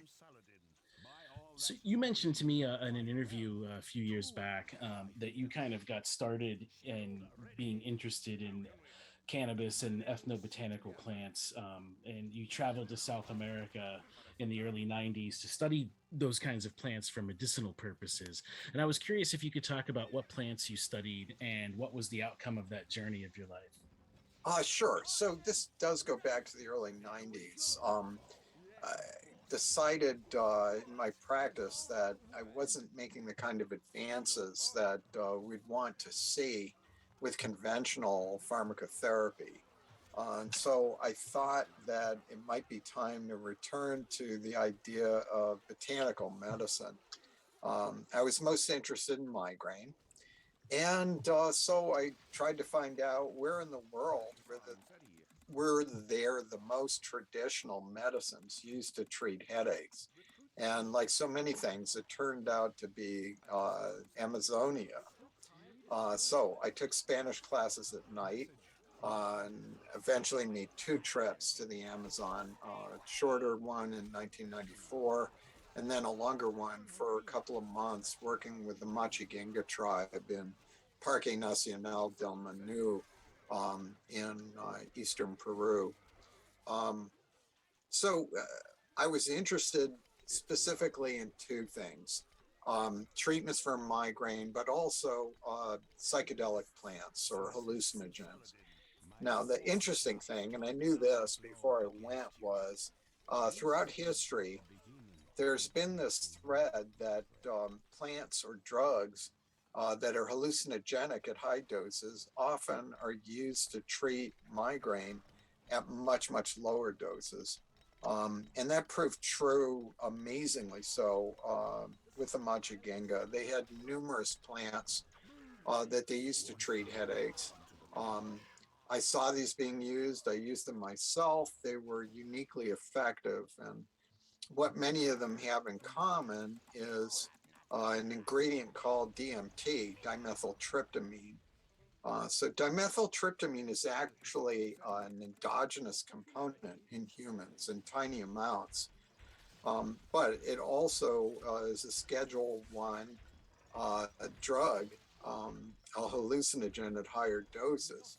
Um, but there are many plants in Amazonia and actually elsewhere in the world that contain small amounts of DMT and often are used traditionally to combat headaches. Um, and I also explored the numerous psychedelic plants that the Machigenga used and hundreds of others. On the course of about 2.5 months, my research partner, Glenn Shepard, and I collected some 500 plants in the pharmacopoeia of the Machigenga, and that was just the beginning. It wasn't everything they used. So, I mean, it just is a very vivid demonstration of people adapting to a hostile environment. And basically, the rainforest is their medicine chest. Wow, that's really impressive that they would have that many plants in their own sort of library of medicinal possibilities. Absolutely. So what are your thoughts on the current trajectory of psychedelics as a viable medicinal option for things like depression, anxiety, PTSD? Well, it's extremely promising. You know, it's sort of a rehashed story. It's quite analogous to what happened with the prohibition of cannabis. Cannabis has been used traditionally for thousands of years, and it was rendered prohibited in 1937 in this country. There was also quite a bit of work done clinically with LSD and psilocybin in the 50s and early 60s before they were made illegal. And as with cannabis, we're seeing a resurgence now of clinical research with the psychedelics. Um, but I have seen this myself already among various people, and I can tell you that among the Machigenga, there's a traditional usage of ayahuasca, what they call kamarampi in the Machigenga tribe, but that is the vine of the soul, Benisteriopsis, Benisteriopsis caapi, combined with psychotria, that's a DMT providing plant. Um, they use this for divination to solve problems. Where do we hunt? Where is the plant that will help my wife with her pain? All of these kinds of things. It's part of their cosmology and again, adaptation to life in a hostile environment. You stick the average Westerner in an environment like that, they're not going to last very long. Right. A lot of challenges in the jungle. So, in your experience, have you seen these plants to be as effective as quickly as what some of the literature is saying now, where somebody takes one dose of psilocybin or DMT or some other type of psychedelics, like ibogaine maybe, and people are no longer feeling addicted to opioids, or they don't feel the symptoms of depression, things like that. Sure. Again, this is no surprise to me because the traditional usage of these plants supports the same kinds of observations, specifically the use of ayahuasca um, to treat alcoholism or peyote to treat alcoholism. So these are matters that were well documented in the past, and unfortunately, it's taken all this time for us to rediscover them, if you will. Right, right. It's to me, it's pretty sad that there was that body of literature starting to come out, and then for several decades now, it's just been cast aside as a taboo, or something that had no part of medicine, such that it was they were scheduled in the Schedule 1 category. Sure. Well, I'm here to tell you that there are hundreds of drugs in the pharmacopoeia now that are much more dangerous than cannabis or the psychedelics. Absolutely the case. Well, there's a big interest now. It's surprising to me that I was just talking with somebody the other day, and we were talking about how in 2019 basically a lot of people started growing hemp legally. We were never allowed to, or not never, but there was a long period of time at least that hemp could not be cultivated in the United States. And just 3 short years later, it seems like CBD has come and gone, and it's been in so many different products. I think that that's kind of diluted the medicinal capacity that the molecule actually has. Now you hear of all these synthetic or semi-synthetic cannabinoids on the market, and the surprising thing to me is um, there's actually cannabinoids that I hadn't heard about that I saw one place started selling. I had never heard of these versions of the cannabinoids. I was wondering what your thoughts are on some of these products like THCO acetate or THCP or HHC products being sold as hemp derived. Sure, let's go one by one. THCO acetate is a semi-synthetic or could be made totally synthetically. However, the process is extremely dangerous using flammable or explosive solvents. I wouldn't trust it. Plus, THC acetate and many of these others are what are known as full agonists at the CB1 receptor. Um, and that's too much. Um, both THC and anandamide, the endogenous cannabinoid, are what are called weak partial agonists. The endocannabinoid system is one that needs a gentle nudge when it's deficient, not a hard push like you get from a full agonist. Additionally, many of these preparations, like THCO acetate, are going to invariably have solvent contamination that can't be totally purged. And the drugs themselves, again, are just too powerful and are prone to producing side effects. THCP is tetrahydrocannabiforol. Um, this was an agent that was predicted a long time ago. So it's got a 7 carbon side chain instead of 5 as compared to THC. The longer side chain tends to equate to higher potency. And THCP, which was discovered by an Italian group in hemp in tiny amounts, is estimated to be 23 times more potent than THC. Again, that sounds impressive, but I think it's probably too much. And I, as you, have seen online ads now for material containing THCP, and I just could not recommend it. It's hard to imagine how that's going to be harnessed therapeutically, and certainly the potential for um, people having a toxic psychosis or panic attack when they use this kind of product is going to be very high.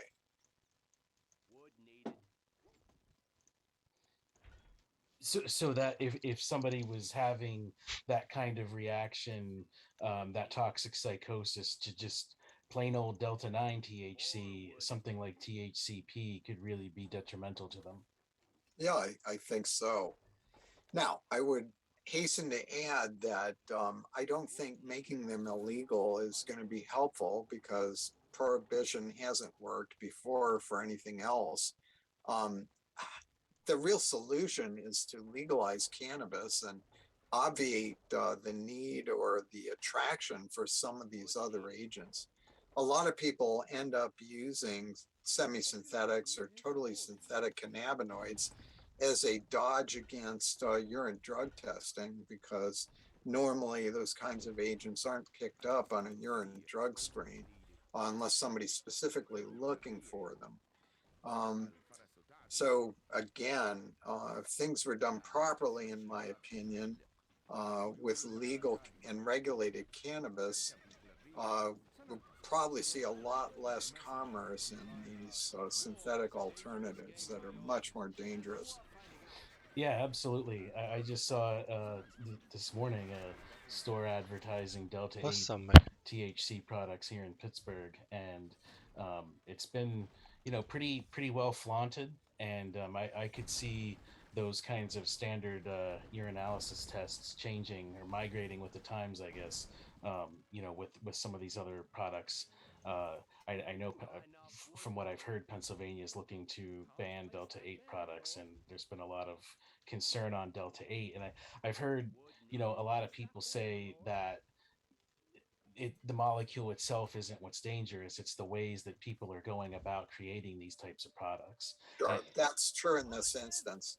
Delta 8 is a natural component of cannabis in small amounts.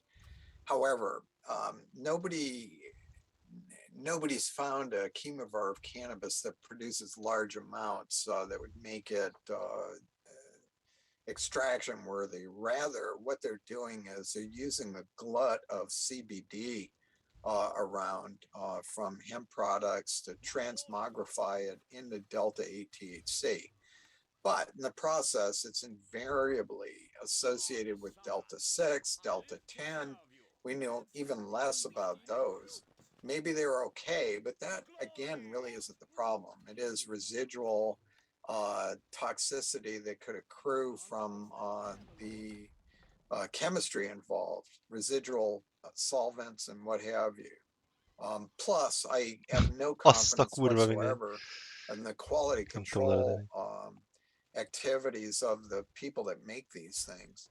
So God knows whether the dosage that's on the label is true or not, and what else might be in it.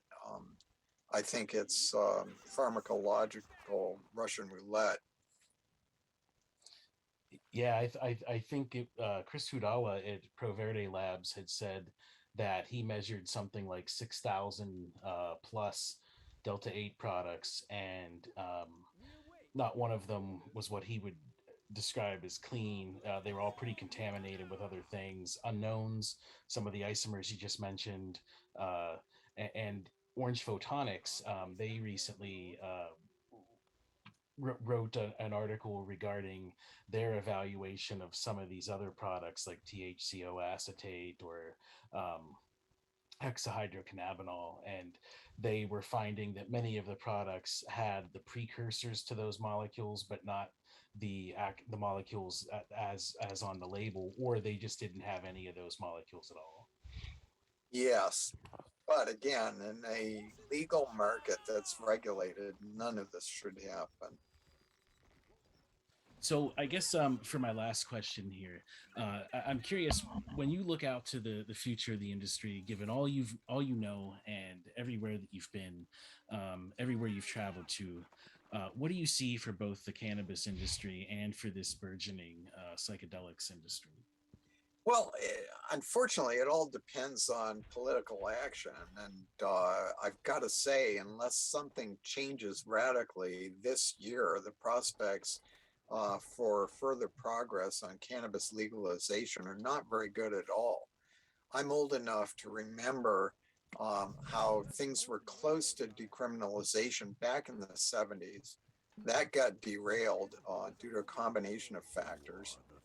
And right after that, we had Ronald Reagan come in, and it was again the dark ages of prohibition. Things got considerably worse. Anybody that thinks it can't happen again, it can happen again. A lot of people say that it's too late to put the genie back in the bottle, but we are still light years from where we should be on cannabis policy.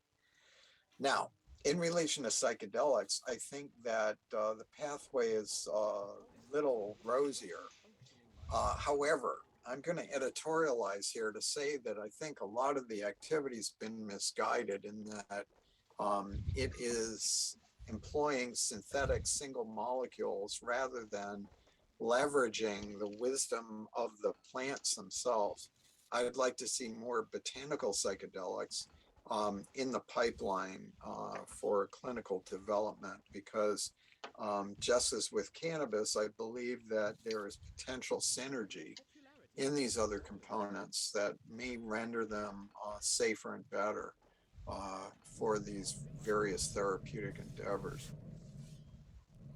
That's a great choice of words, the wisdom of the plants. Dr. Russo, I want to thank you kindly for joining us today and for sharing your expertise with us. We're always hungry for cannabis science, and it's remarkable and fortunate that the industry has someone like you to champion for cannabis and psychedelics medicine. So again, thank you. My pleasure. And thank all of you listeners for tuning in. We'll see you next time on Terpenes and Testing, the podcast. Until then, please come visit us at www.terpenesandtesting.com or on one of our social media platforms. Cheers.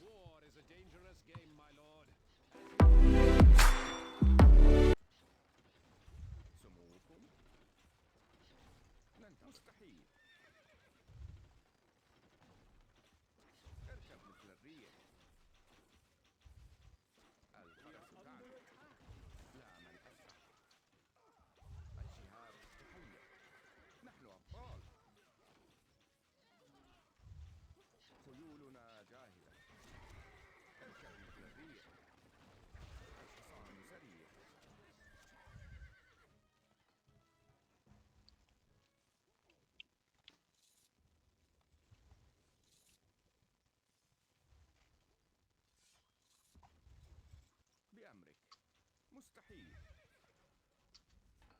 Leütöttem a malmaimat!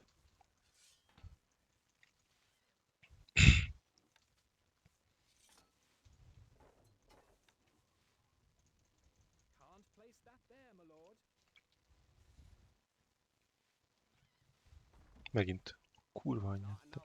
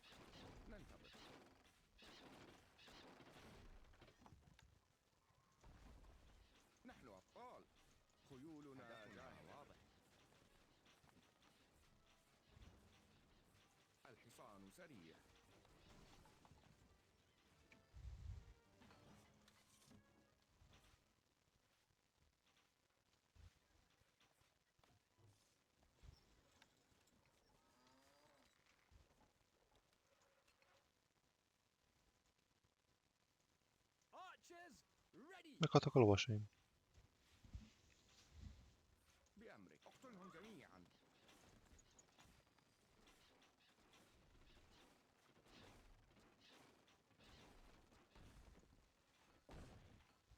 A message from the Lionheart.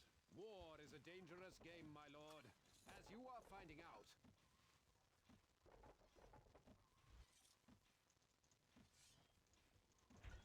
We are under attack.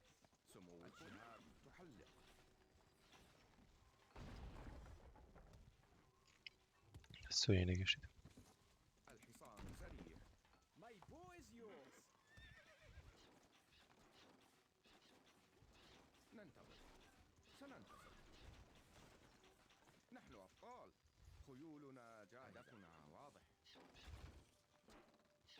You are the third greatest lord.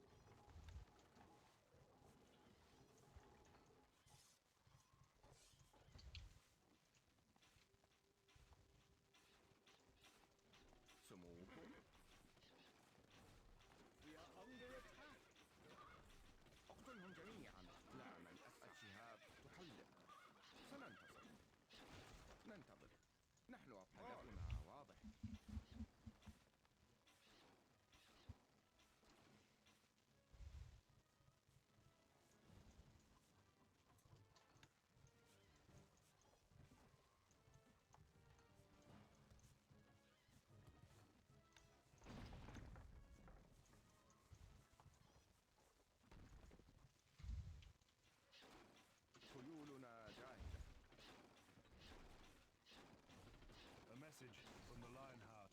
War is a dangerous game, my lord, as you are finding out.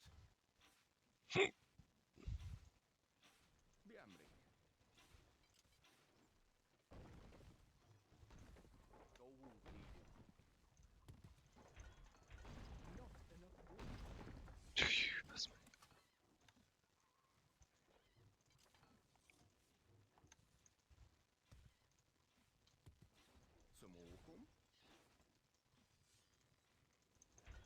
enough goods. The granary is full, my lord. Our granary stocks are growing, sire. Our treasury is empty. ننتظر. الشهاب تحلق.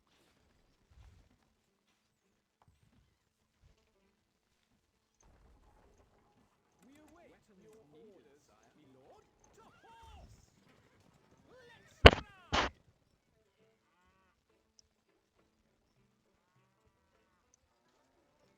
We shall dispatch them! For your honor! Charge! نحن أبطال. You have something in mind? الحصان سريع. Gold leader. Instructions? اركب مثل الريح. We stand ready. Your command? خيولنا جاهزة. واضح. الحصان سريع. We await orders. Forward!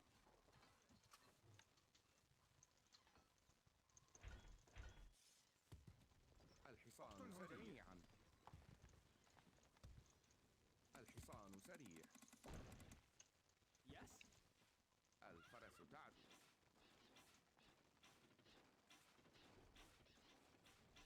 بأمرك. الشهاب تحلق. سموكم ننتظر. لا من أسرع. نحن أبطال. سننتصر.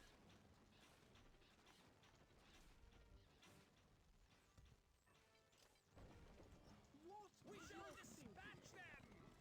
For your honor! خيولنا جاهزة. واضح. My liege, charge!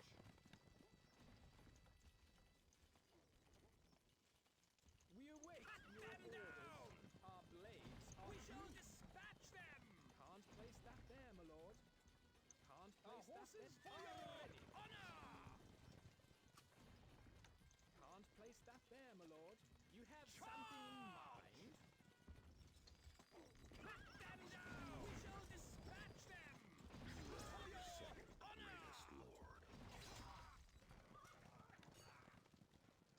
What is your My thinking? الحصان سريعا. A message from the Lionheart. War is a dangerous game, my lord, as you are finding out.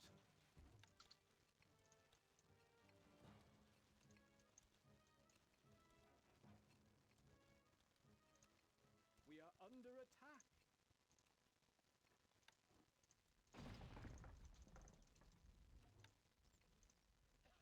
We await your بأمر. الشهاب تحلق.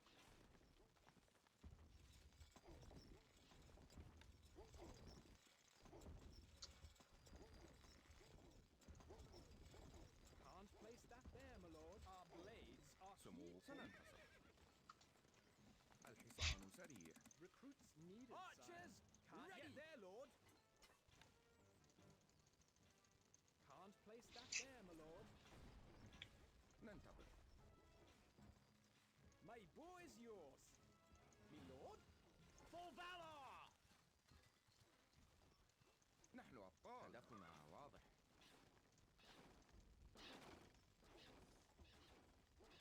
Our horses are ready. To horse!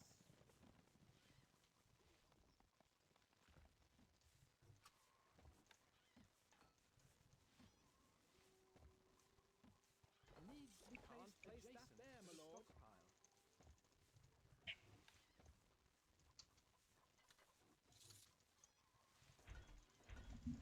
Not enough goods. خيولنا جميعا. الحصان سريع. Recruits needed, sire. الحصان سريع. اركب مثل الريح. A message from the Lionheart. War is a dangerous game, my lord, as you are finding out.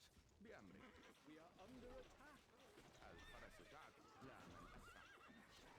اركب مثل الريح. الفرس تعدو. A message from the Lionheart. My walls are strong. My men are in good heart. Bring on your slings and arrows. لا من أسرع. اركب مثل الريح. تحلق. الفرس تعدو. نحن أبطال. لا من أسرع. سننتصر. هدفنا واضح. خيولنا جميعا. اركب مثل الريح.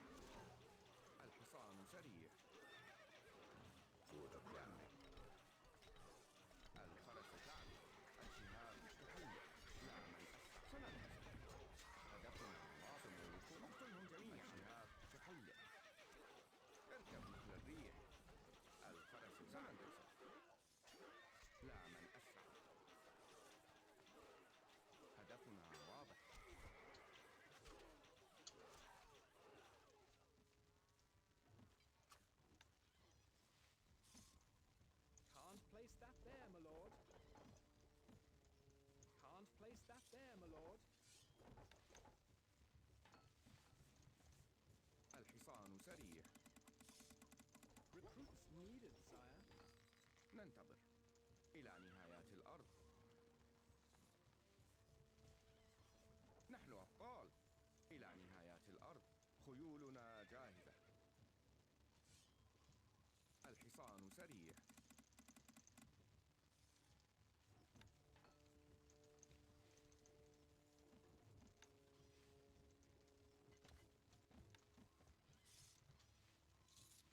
الحصان سريع.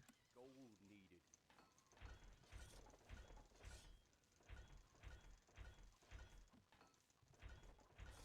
Not enough goods. الحصان سريع. Recruits needed, sire.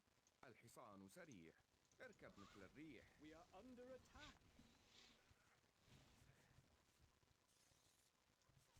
Instructions. بأمرك. الفرس تعدو. لا من أسرع. اركب مثل الريح.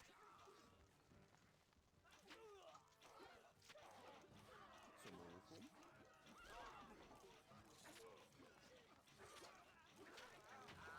ننتظر. نحن أبطال جميعا. الجهاد تحول.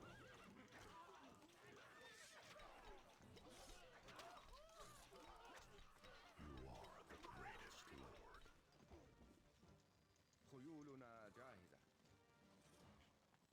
الفرس تعدو. A message from the Lionheart. My walls are strong. My men are in good heart. Bring on your slings and arrows. سننتظر. هدفنا واضح. اقتلهم جميعا. تحلق. سننتظر. هدفنا واضح. اقتلهم جميعا. سننتظر. هدفنا واضح.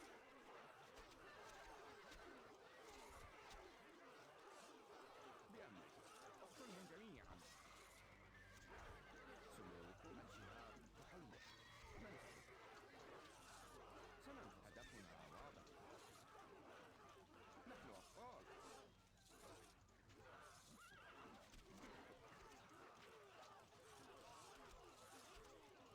خيولنا جاهزة. انتظر. الحصان سريع. لا من أسرع. بأمرك. اركب مثل الريح.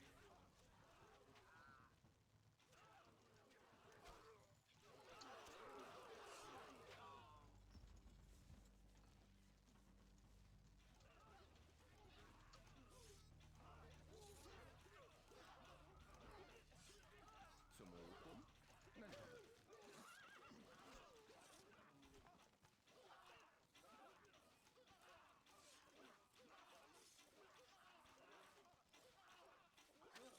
A message from the Lionheart. Fine, you can bring down a few buildings. How about a fair fight? خيولنا جاهزة. اقتلهم جميعا.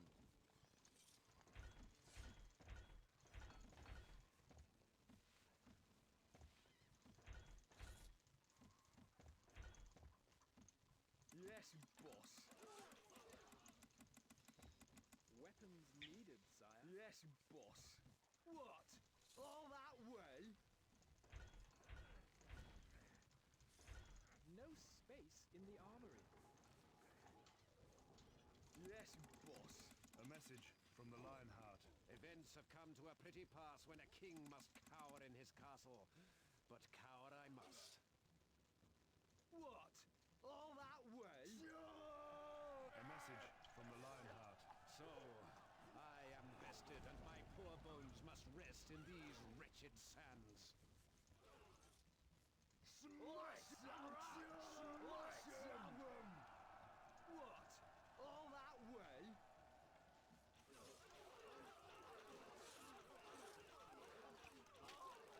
A message from the Lionheart. Events have come to a pretty pass when a king must cower in his castle. But cower I must.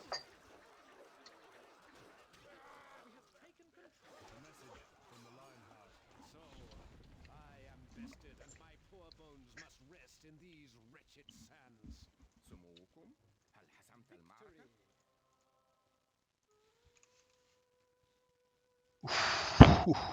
جت.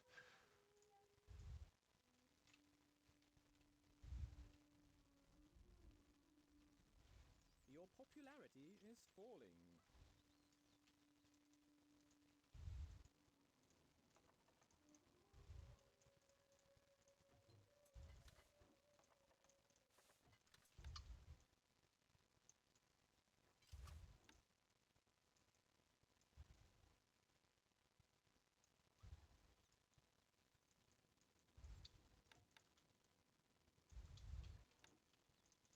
Can't place that there, my lord.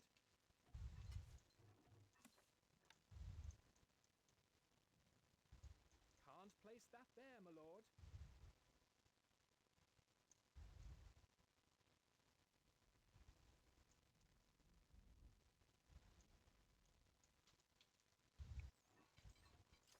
Wood needed. More stone is needed.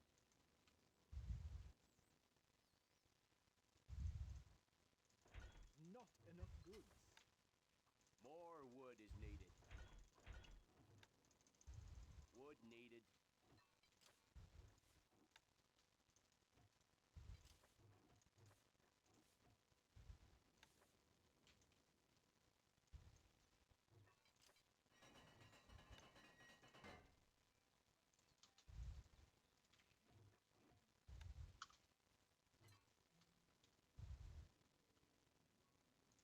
Wood needed. We are under attack.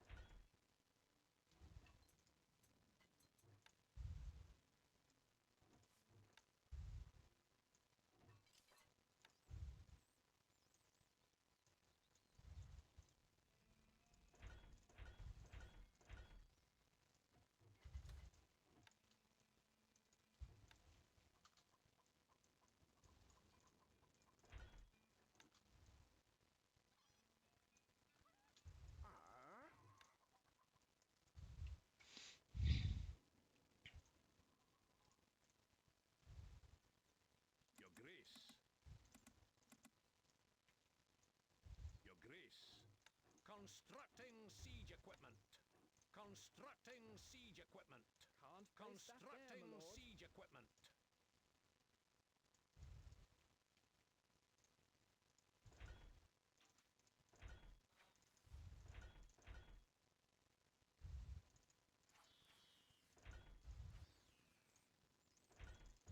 Not enough goods. Shield ready.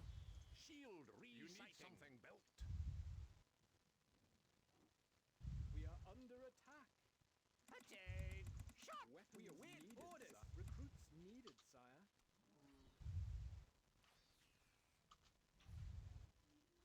We await orders.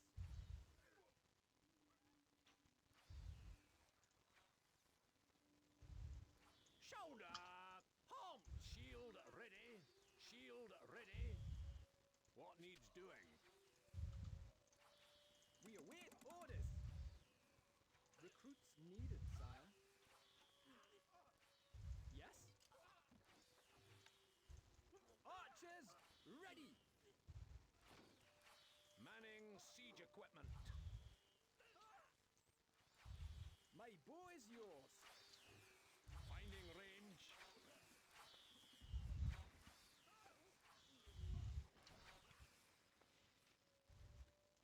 Ó, basz. Trebuchet ready, sir. Siege equipment. Our tools are ready. Set us a task. Constructing siege equipment. How can we help? We await orders. Weapons needed, Lord. Instructions. Leaving now. Ready, sir. We await orders. Yes? Moving off.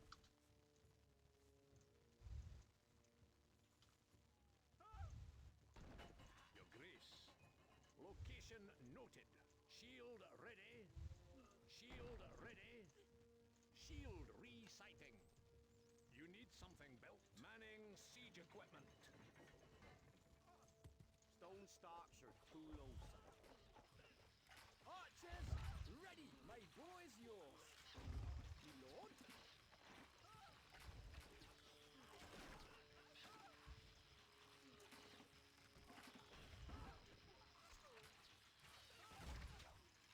Your We do not Grace. have enough gold to train this unit.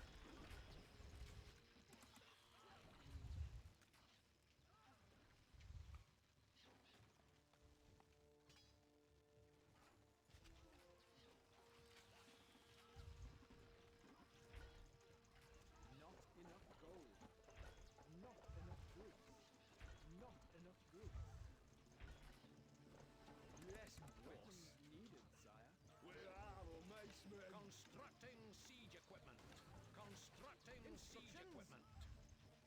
Your Grace. What needs doing? Setting up now. We await orders.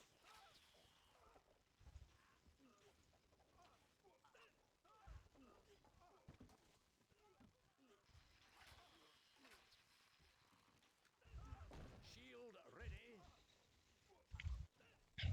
Yes? A message from the rat. Frightened? The glorious forces of Diffuse will brush you aside, as I would brush a fly from my arm.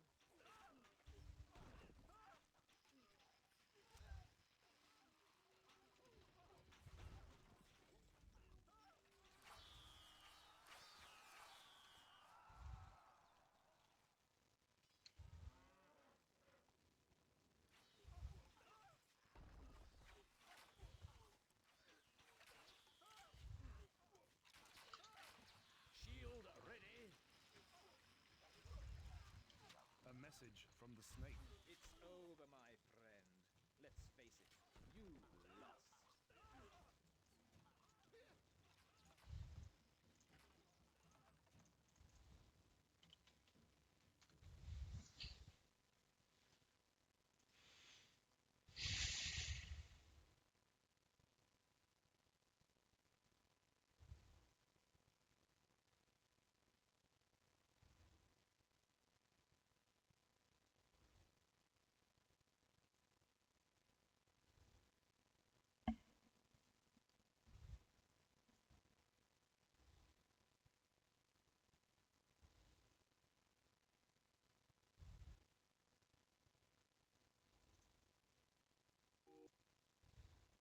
App so that you can to guitar, one of my favorite guitarists. And what I mean by that is Jimmy Page was a very modern guitar man, grounded in, roots rock, rock and roll, jazz and blues.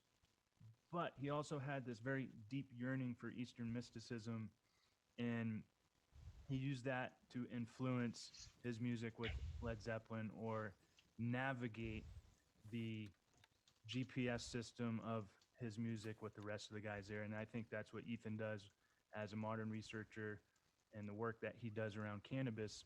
He dives much, much deeper than the just THC, just CBD, cannabinoid research, and really gets down to the nitty gritty of terpenes. And a lot of the conversation that we're going to have today, I'd like to kind of frame it, Ethan, around a statement that came out of your article, which is what I call my Bible to cannabinoid medicine and terpenes, Taming THC. Quote, that the type of plant synergy may play a role in the widely held but not experimental based view that in some cases plants are better than drugs than the natural products isolated from them. So that's kind of like this anchor that I want to stay on. But at the beginning of your paper, Taming THC, you refer to terpenes, and I think it was a quote from one of the research papers that you quoted in there, as the fifth element or life force in the botanical world. And would you drop into that a little bit and break that down for us? Sure. Well, that quote actually was from Professor Meshulam and Ben Shabbat in 1999. So that was the year after they coined the phrase the entourage effect, which originally referred to the combination of different endocannabinoids, the idea that there were certain main players, specifically the endocannabinoids, anandamide and 2-arachidonoglycerol, but there are like 100 or more related molecules that might not seem to do a lot on their own, but when they're present, they synergize with the main players. And they had pointed out in 1999, as you mentioned, that at that time they thought that it was theoretical that different components of cannabis would really contribute. But we've had 22 years in the interim to show that these synergies, boosting of effect, are a real thing. Yeah, I saw it already. I said I wasn't going to watch the chat, but there was already a question that I think I should address up front, and that is defining terms. So terpenes are hydrocarbons, just hydrogen and carbon. And they come in different flavors. The 10 carbon ones are called monoterpenoids, 15 sesquiterpenoids, 20 diterpenoids, and triterpenoids have 30 carbons. We also have the term terpenoid. So terpenoid might have an oxygen or other molecules in it. It is, the way I was taught, a more encompassing term. So all terpenes are terpenoids, but not all terpenoids are terpenes. And I like the synergy of cannabinoids and terpenoids, and so I usually refer to terpenoids rather than terpenes, although most people do use the terms interchangeably. Thanks for breaking that down. And speaking of that paper, Taming THC, what was your purpose for giving that publication the title? Well, I'm actually glad you asked, but the occasion was Professor Meshulam's 80th birthday. They held a symposium in Jerusalem that I was invited to attend, and out of that came these papers. But I had amassed all this evidence of synergy of ingredients going back 15 years.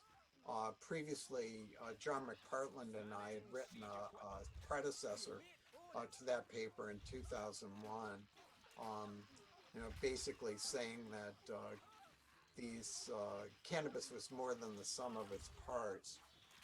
And again, looking at synergies, but as often happens, there was a lot more ammunition that developed.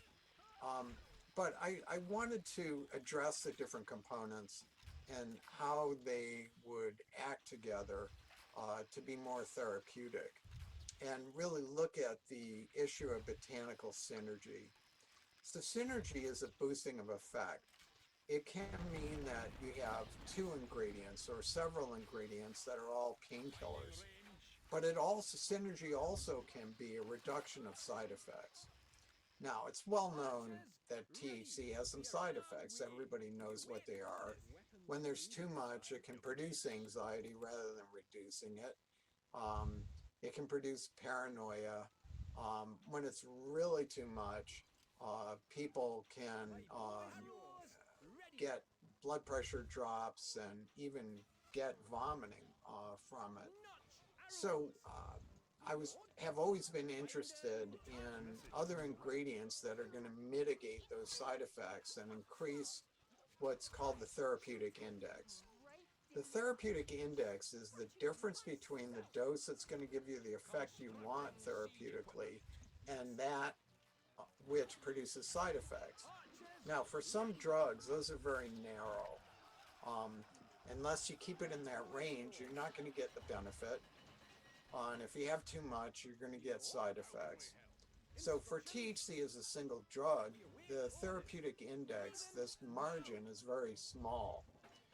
When there are other ingredients present, particularly cannabidiol, or things like limonene, linalool, pinene, you get a much wider gap so that you can take a much higher dose of THC and tolerate it well because the side effects are being reduced. As I usually like to, when the occasion permits, in my papers I try to look at the historical context, because although cannabis might be new to a lot of people, it's not new to humankind at all. This is an agent that's been used therapeutically for thousands of years, but most people are not familiar with the history. And in that history, we have evidence that certain things were used as sort of antidotes to THC excess. And I wanted to look at those and also examine what science might tell us about whether they have a foundation. So that was the reason for the title, Taming THC, because again, on its own, THC is a rough drug. and needs a little help from these other things that the plant is kind enough to provide. Need some navigation, right? I always think of terpenes as the navigational system, while the cannabinoids are the driving, more of the mechanical part of the formulation. Yeah, they may well be the energy part, you know, where the power source. Right. So you mentioned that word synergy multiple times. You also mentioned that your real joy comes from looking at the synergy of terpenes and cannabinoids. And you touched on it a little bit, but what role do some of the more abundant terpenes, you know, myrcene, linalool, more of the soothing terpenes found in cannabis, as well as pinene and limonene, so the most abundant terpenes in all of the botanical world, play in enhancing a cannabinoid formulation's effects? Sure. So let's go through. Well, certainly the most abundant terpene that we see in cannabis of commerce is going to be myrcene. So myrcene has some good effects and some bad effects. The good is, for people who need it, it's sedating. And it can be really sedating because there's definitely a synergy in that area between THC and myrcene. That's why I call it the couch lock compound. So I think most of this audience is going to be familiar with that concept. If there's a lot of THC and a lot of myrcene, you may be immobilized. And that's fine if you've had a rough day and you want to get to sleep, but it's not conducive, say, to the patient who has to function, work, or study. Now, otherwise, myrcene does have analgesic effects. It has pain-killing effects, anti-inflammatory effects, but in general, there's almost always myrcene around, and we usually don't need a lot more of that. There are people that really like it, to be fair. What we see less of and would like to see more of in cannabis would be some of the others.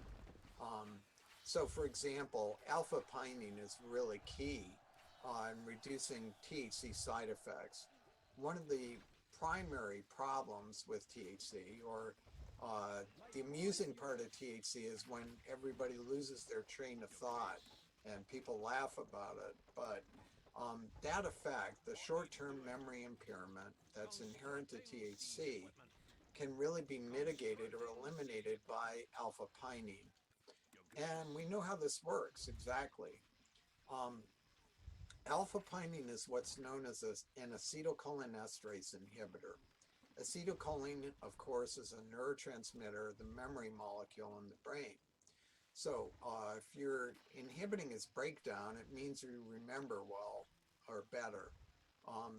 But you don't even need to use cannabis to have this effect. For people that live in the West, in coniferous forests, it's enough to go out and walk in the forest, what the Japanese call shinrin yoku, or forest bathing, and gaining the benefit of pinene that's in the atmosphere from the pine needles. So that's a key one. Limonene. Limonene is great as a mood elevator. That's why when you walk down the detergent aisle in the supermarket, you're bombarded with citrus scent. It's interesting because there's a lot of science behind this one as well. As it turns out, citrus oils are very good detergents. They're very good cleaning agents. But to our brains, they also connote cleanliness or an uplifted mood.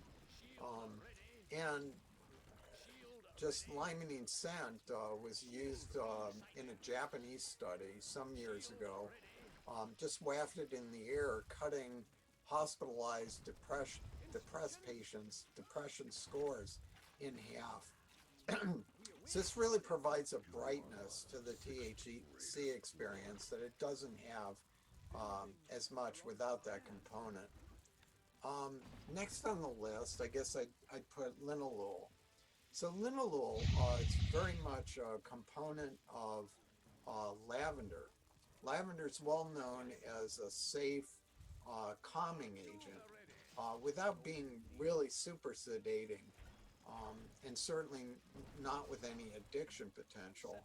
Um, Lavender scent, linalool specifically, has been used in studies of Alzheimer's disease patients to calm their agitation. Um, and certainly it also can take the edge off anxiety inherent in too much THC. So linalool is clearly a terpenoid. It is an alcohol, and so it's got an oxygen in it, so that'd be a good example. I also should mention beta-caryophyllene. Beta-caryophyllene is a sesquiterpenoid, so it's 15 carbons. And it's a really interesting one because it is not just a terpenoid, but a cannabinoid as well. It had been known for thousands of years by indigenous people in South America that caryophyllene, as in copaiba balsam, was an excellent agent for wound healing and inflammation. And it turns out that it is a cannabinoid as well because it works on what's called the CB2 receptor. CB1 is a receptor that mediates the high of THC in the brain. CB2 receptors are mainly out in the body. It is immunomodulatory and anti-inflammatory without being intoxicating. So caryophyllene might have some minor effects on mood, but it does not contribute to the intoxication of THC. So those would be the main ones, and I would make the case that as the balance we usually see really favors myrcene, and you don't see alpha-pinene or limonene or linalool as much as I would like.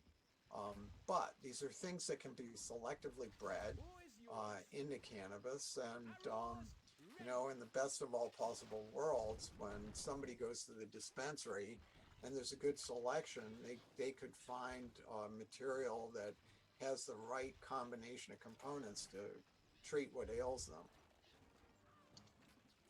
Great breakdown. All my favorite terpenes. And now, just is this myth or fact that in order for an indica to be considered indica, it needs to have more than 50% concentration of myrcene in it? Well, yeah, we've got one of my pet peeves here. The terms sativa and indica is used in common parlance are nonsense. So, you know, if this is a topic of interest, I can delve into what happened. Cannabis sativa is a name that Leonhard Fuchs brought up in the 16th century, and it was systematized by Linnaeus, who developed the real Latin binomial nomenclature of species. So he called it cannabis sativa, cultivated cannabis. About 25 years later, Lamarck in France described what he felt was a separate species, cannabis indica. But we know exactly what it looked like because a voucher, a sample of what he was calling cannabis indica still exists. And actually it was a narrow leaf plant that was bushier than cannabis sativa, the hemp of Europe that Linnaeus was used to. However, in modern parlance, what most people call indica is more likely an Afghani plant that looks quite different. It would be 1 meter or 2 meters at most in height, with very broad leaflets, and be quite different from what Lamarck noted. We know that all types of cannabis can interbreed, and so the usual thought these days is that it's one species. What people call sativa would be a, quote, head high, whereas indica is a body high. So if something has a lot of myrcene, people are apt to call it an indica, whether irrespective of what the leaflets look like, et cetera, et cetera. So rather than that nomenclature, I prefer to talk about chemovars, chemical varieties. or chemotypes. And this would refer to the balance of the different chemicals along with THC or CBD. Again, it's a little more technical, but it's just not accurate these days. It's been shown in multiple studies you can't, what people conceive of sativa and indica is not measurable by any scientific standards. Right. It's been harder and harder to get back to those landrace genetics, but Sure. there's a lot of people up in Emerald Triangle that have buried those genetics for the right time to release them. Back to cannabinoids and terpenes. Sure. And you mentioned that THC is kind of just a dangerous compound on its own, or a problem on its own. And what do you see some of the problems with what we call at Medicine Box just THC or just CBD, or Right. THC and CBD isolates? Okay. And, Sure. and one more piece of that makes me think of my good friend Forrest Hurd. I don't know if you know Forrest and his son Silas in Nevada County, and he tried a variety of different formulations to treat the Lennox-Gastaut syndrome on his son Silas until he found a real effective full spectrum high CBD rich formulation. I think it was YOSH1MUTSU or ACDC, but also it had a lot of the other minor cannabinoids in there with the full spectrum. So really just want to break down the problems with THC and CBD isolates. Right. Okay, let's start with THC. Back in the 80s, it was already established that THC had antiemetic effects. In other words, it was good for treating nausea and vomiting associated with chemotherapy in people who had cancer. A company got permission to synthesize THC and eventually release it as a drug called Marinol. Now, the government thought that this was going to obviate the need for people to use cannabis medicinally, but that never happened. And Marinol has had very poor sales figures in the ensuing 30 plus years. And there's a reason for that. As I mentioned previously, it's got that very narrow therapeutic index. Even people who are cannabis experienced find Marinol a rough ride. Because it tends to produce dysphoria, unhappiness, rather than euphoria. It's very scattering. It's got a really erratic absorption. People might feel it anywhere from 30 minutes to 3 hours after taking a capsule. And very few people can take it on a sustained basis. I know because between 1999, when it was down scheduled to Schedule 3, and 2003, I used it probably in about 35 patients with different conditions, and very few could manage it. Again, without these other elements to tame the THC, it's not a very versatile or acceptable drug on its own. Which is not to detract from cannabis. I'm trying to create distinctions here. With CBD, CBD is not a very potent drug. It's a very versatile drug. There are about 30 different things that it does therapeutically, almost all of them good. Very few side effects associated with it, but in terms of numbers, you need a lot of milligrams of CBD to do most things when it's on its own. One of the illustrations of that is Epidiolex, a drug I worked on. For better or worse, Epidiolex ended up being a preparation of about 97% pure CBD. The FDA, Food and Drug Administration, wanted no part of the idea of using THC in kids. And the target population for the development of the drug was Lennox-Gastaut syndrome and Dravet syndrome. And neglecting the fact that THC has anticonvulsant, anti-seizure properties, and synergizes with CBD. And the evidence of that is we know what kind of doses are necessary with Epidiolex, pure CBD, and the effective doses when CBD has other components with it, THC and whatever else, the doses required for seizure control seem to be about 20% of those for CBD alone. So another demonstration of synergy of these other ingredients. Again, my experience and that of doctors I know and trust that treat patients with cannabis-based preparations is the greater diversity of ingredients leads to better clinical results, and that means more efficacy in treating a specific problem and fewer side effects. So, you know, that really is the sine qua non, the goal of good medicine. I like that. You mentioned that for CBD on its own to be really effective, you need a really high dose of that. What in milligrams? What would a high dose be considered? Sure. Well, it varies with the indication. We know from experiments, mainly done in Brazil, for treatment of anxiety, you often need 300 milligrams or more. So that's much, much more than is going to be in a typical CBD preparation that's available in the US, online or wherever. For seizures, it's at least 20 milligrams per kilogram, and for an adult, it could be 1,500 or 2,000 milligrams a day, and that's going to be mega expensive. So again, if nothing else, there are cost considerations to all of this.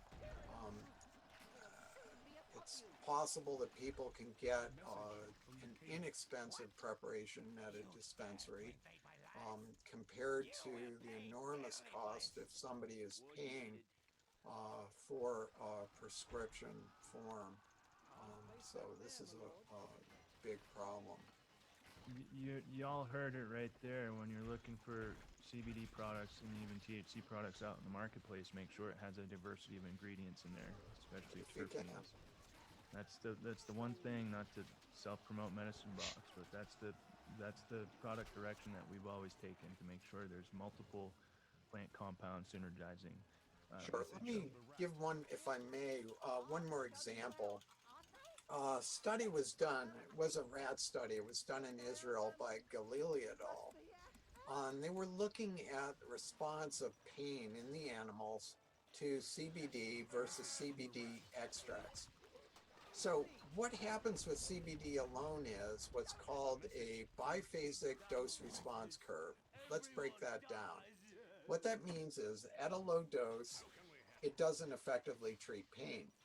As the CBD dose is increased, there's a point at which it effectively treats pain. But if you go higher than that, the benefit on pain is lost. So, like a hill, you want to be at the top of the hill in this instance. Now, when they used equivalent doses of CBD with other components present, instead of having a hill, it was a steady uprise. In other words, past a certain point, whatever dose was used, it still treated pain. So you want to retain that pain-killing ability, and that requires other components. And there are other examples from the literature. Thanks, Ethan. Getting into some of the not so fun stuff, but the stuff that's always lurking around us as we are working with cannabis and CBD. The Schumer bill was recently announced, and if passed, the FDA would possess jurisdiction over cannabis and cannabis products. What steps would you like to see this agency take in the regulation of these plants in the industry at large? That's a tough one. Well, not so fun stuff, but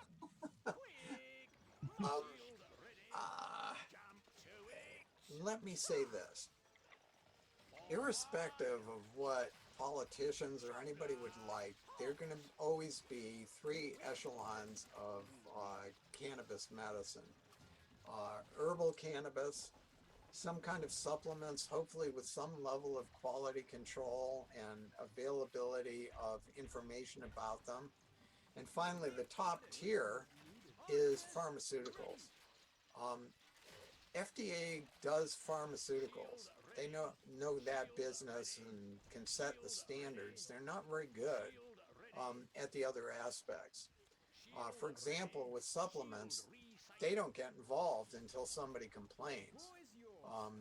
And they'll currently only intervene in cannabis supplements or things in the dispensary when there's a problem of some kind. I will say I certainly am familiar with all three aspects, and I know what I think a quality product is.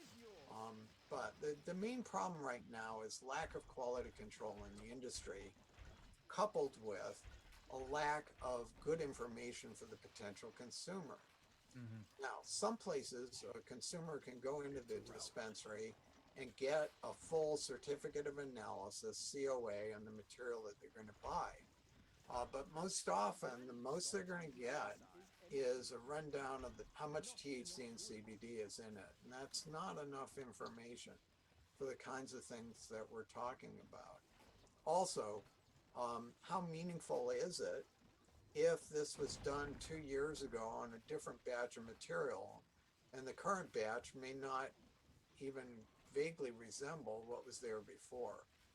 So we hear about this all the time, particularly treating people with epilepsy, that they had this preparation, it was working well, and then all of a sudden it doesn't anymore. Well, people say, gee, it doesn't look the same, it doesn't smell the same, it doesn't taste the same as what happened before. And there's a reason for that, and it's because it's not the same.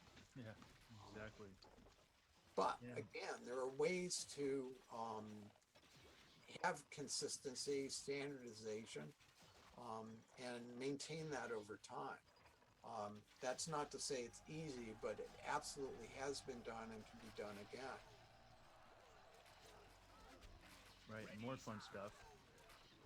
Everyone's trying to innovate.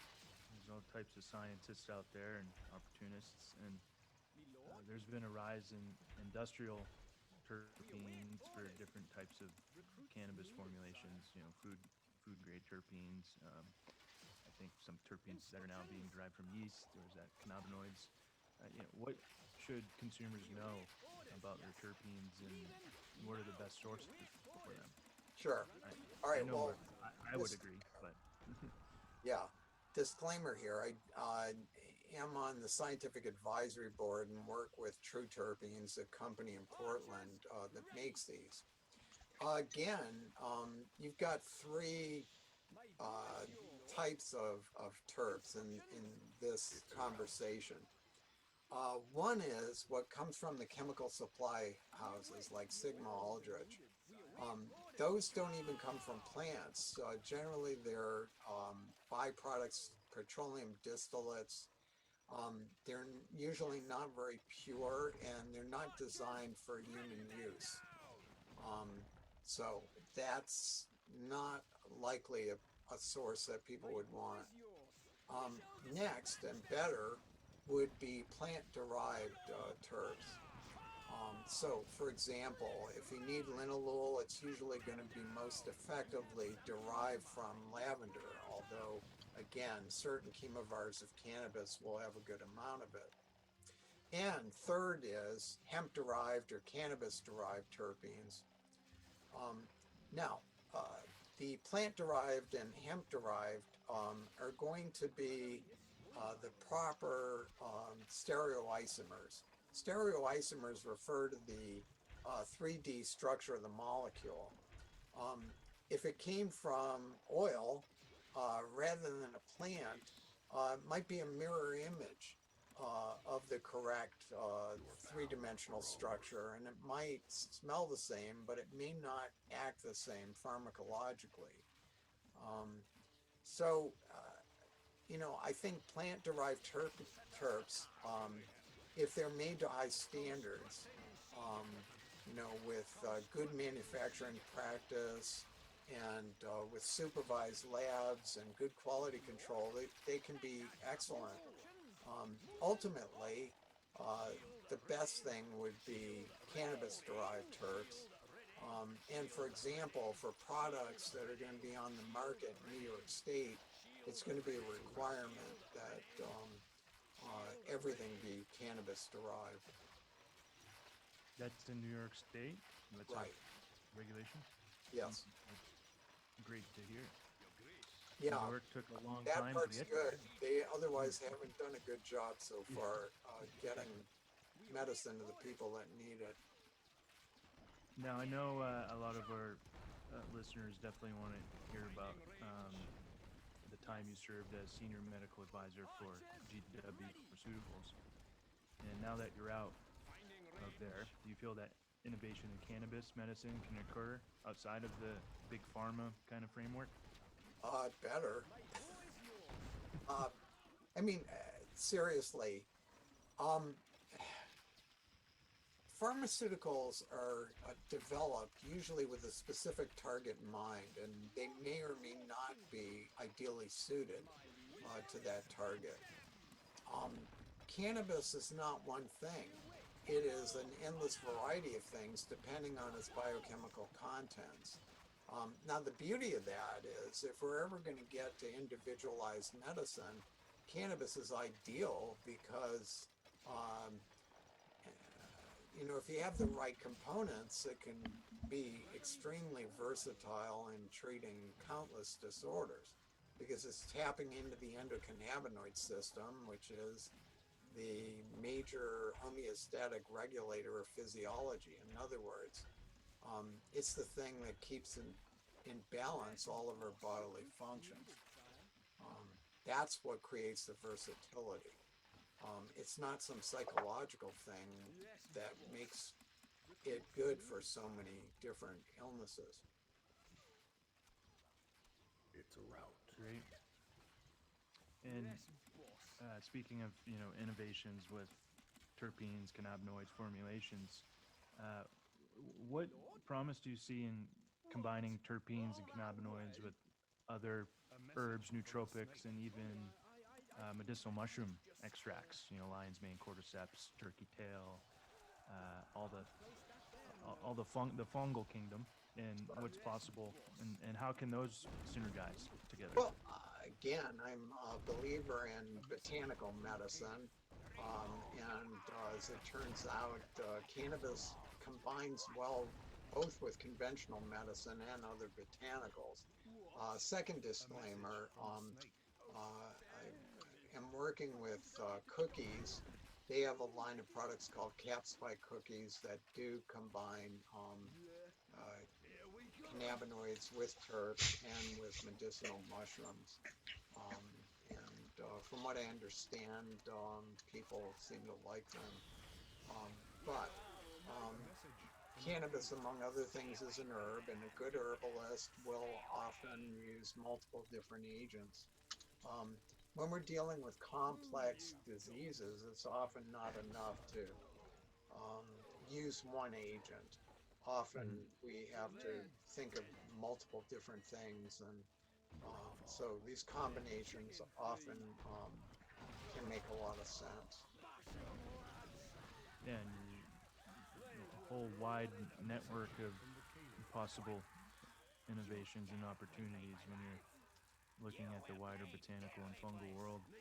And are you working on any studies yourself right now, and any fun studies out there that we could learn about that are within terpenes in the cannabis world? Yeah, sure.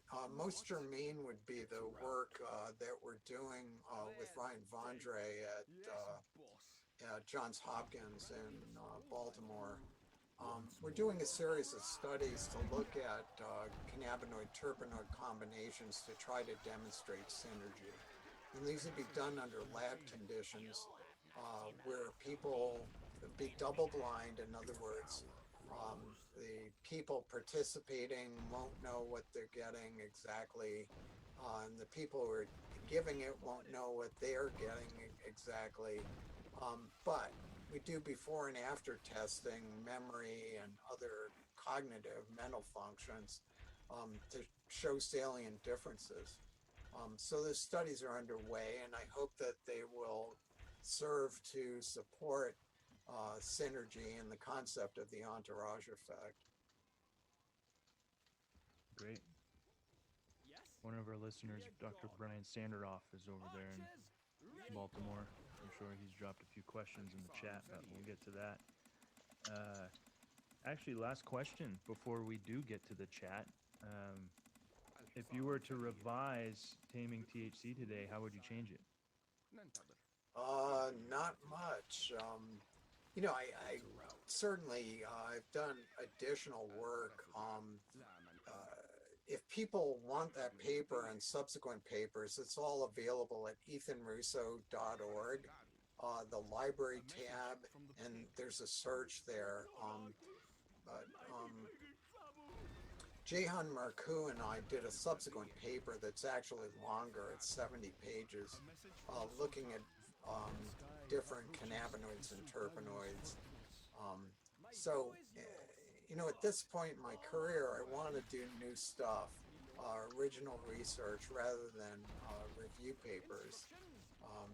So again, I like the kind of thing that Ryan and I are doing to actually show how these things work in people. So from here, I hope to be doing new stuff. You know, there's plenty of good review material out there already. That's awesome. Now, I heard you mention multiple disclaimers, multiple boards. How many boards are you serving on? How many teams are you working with? Is there room in Ethan's laboratory for more? I get asked to do a lot of stuff. You know, again, Credo Science, our company, is pre-revenue at this point. That's a way of saying I'm not getting paid. I'm spending money. Sounds like the cannabis world. Pre-revenue. Pre-revenue is means I'm living off my savings. That's what it means. So another euphemism. Yeah, but again, our aim is to make cannabis safer and better. And that includes approaches to the endocannabinoid system that wouldn't necessarily even use cannabis per se. So that's the thrust of what we're doing. Yeah, I'm on a bunch of boards. So far, I'm not seeing checks from them either. Yeah, eventually some of these good ideas are going to take hold and there'll be money in it, and we'll pump that into more research. Yeah, creating long-term value for yourself, Ethan. It's all about the long game, right? Cannabis has been around for thousands of years, and it's going to be around for thousands of years long after we're gone. So, kudos to you. And with Credo Science, you know, is that the company that sits on the boards, or is it you personally? And anyone listening, how would people be able to maybe contact you if they need your services? How does that work? Well, again, I'm pretty accessible. My email is ethanrusso@comcast.net. I would point out that bandwidth is an issue right now. We've got plenty on our plate already, but there are good ideas out there, and we will certainly listen. Okay. Well, thanks for that. Those were just some ad-libbed questions I had for you. Now, for the main event, we're going to get into some questions from our guests. Thank you all 36. There was 37 at one point guests that have hung out here. It's amazing. Hello all from Gaetano Larderi from Newark, New Jersey. Hopefully I pronounced your name right.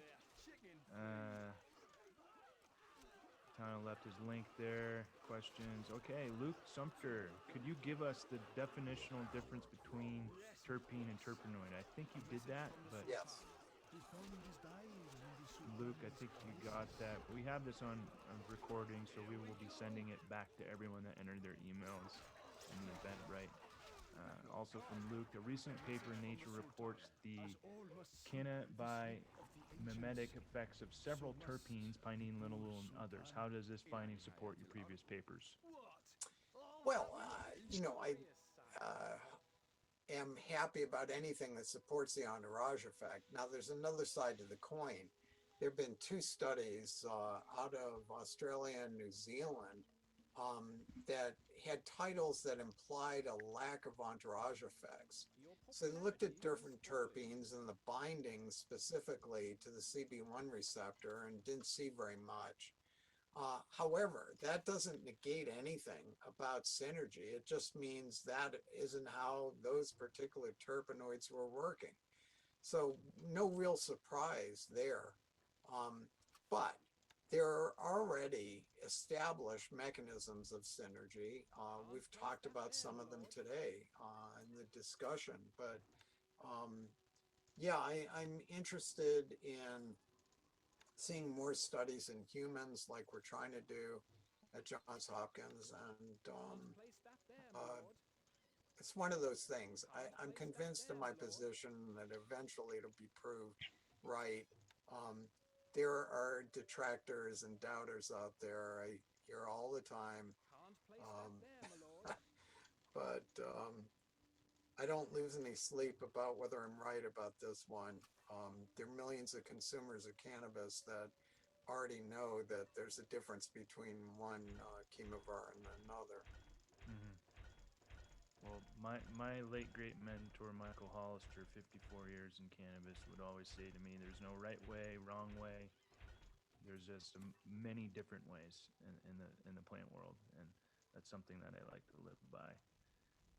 From Melissa, does the addition of terpenes to extremely high THC strains, quote, reintroduce the entourage effect back into an imbalanced product?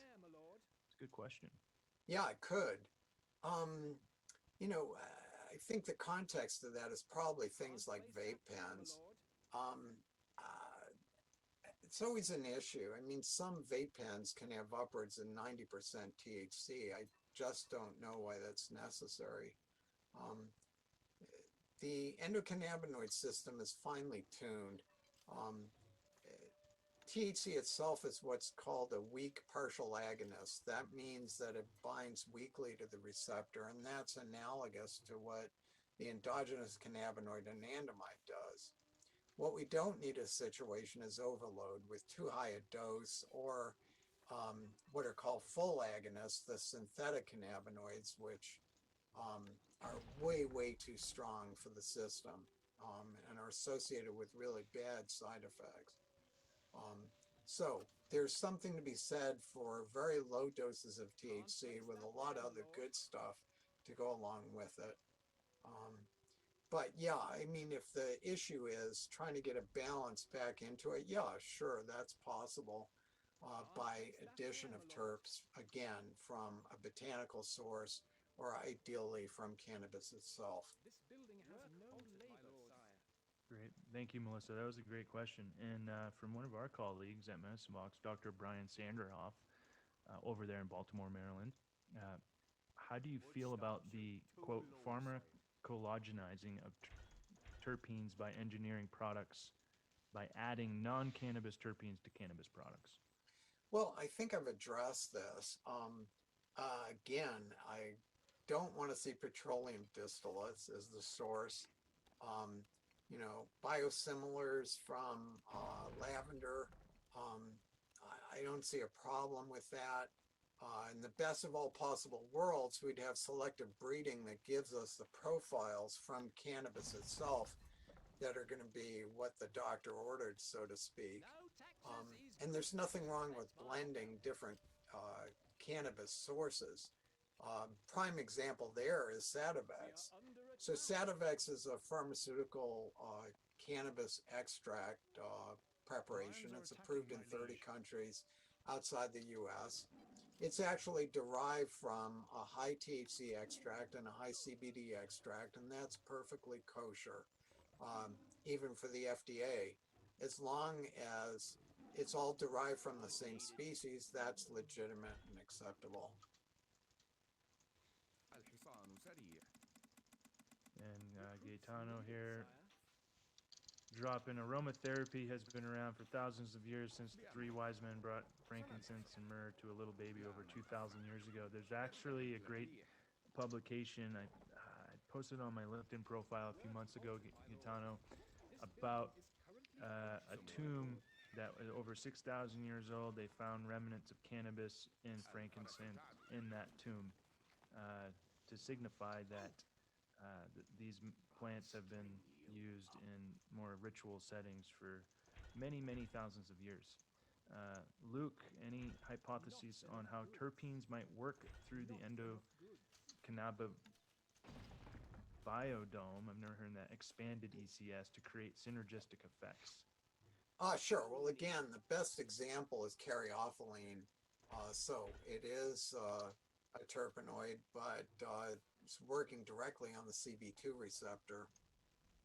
The endocannabinoidome refers to a network of related receptors. For example, beyond the cannabinoid receptors, it's clear that the TRPV1 and other TRP receptors seem to be part of the same system. And there are a lot of people that would include the serotonin 1A receptor in the endocannabinoidome, and that's one of the places that CBD works. We discovered that with my colleagues at the University of Montana back about 2005. So these things are all interrelated, and anybody that wants to try and reduce this down to where it's simple is on a fool's errand. It really is complicated. I've been working on this for 25 years, and I learned something new every day. If I didn't, I'd be in trouble because the literature is burgeoning. We're still learning. And again, you're dealing with a system that has a foot in the door of every aspect of our function, our physiology. And so, yeah, it's going to be complicated. It'd be, when I went to school, there were only a few neurotransmitters to study. Now, there are dozens and dozens, and they all have subreceptors, subtypes, and yeah, it's complicated stuff. We're glad you're out there unraveling all those neurotransmitters Well, for nobody us. should think I understand it all. They'd be harboring an illusion there. We sure are trying. Dr. Danny Suarez, another colleague of ours at Medicine Box. Any references on CBD achieving effect at lower dose when combined with THC or other? Are there any PK studies at universities? Well, yeah, I mean, we've addressed this a little bit. The example I gave of the Galili study of maintaining the dose response on pain with other components. So that's a good example. We also know, in terms of pharmacokinetics, how much is in the blood and what the effect on the body is, that CBD alters the pharmacokinetics of THC. One thing it'll do is reduce the peak high. Now, that may sound like a buzzkill, but it's also helpful medicinally because although it reduces the peak high, it means that you can take more THC without side effects. It also prolongs the duration of effect of THC, so that's very helpful for the medical patient. Yeah, so those would just be a couple of examples. Setting up now.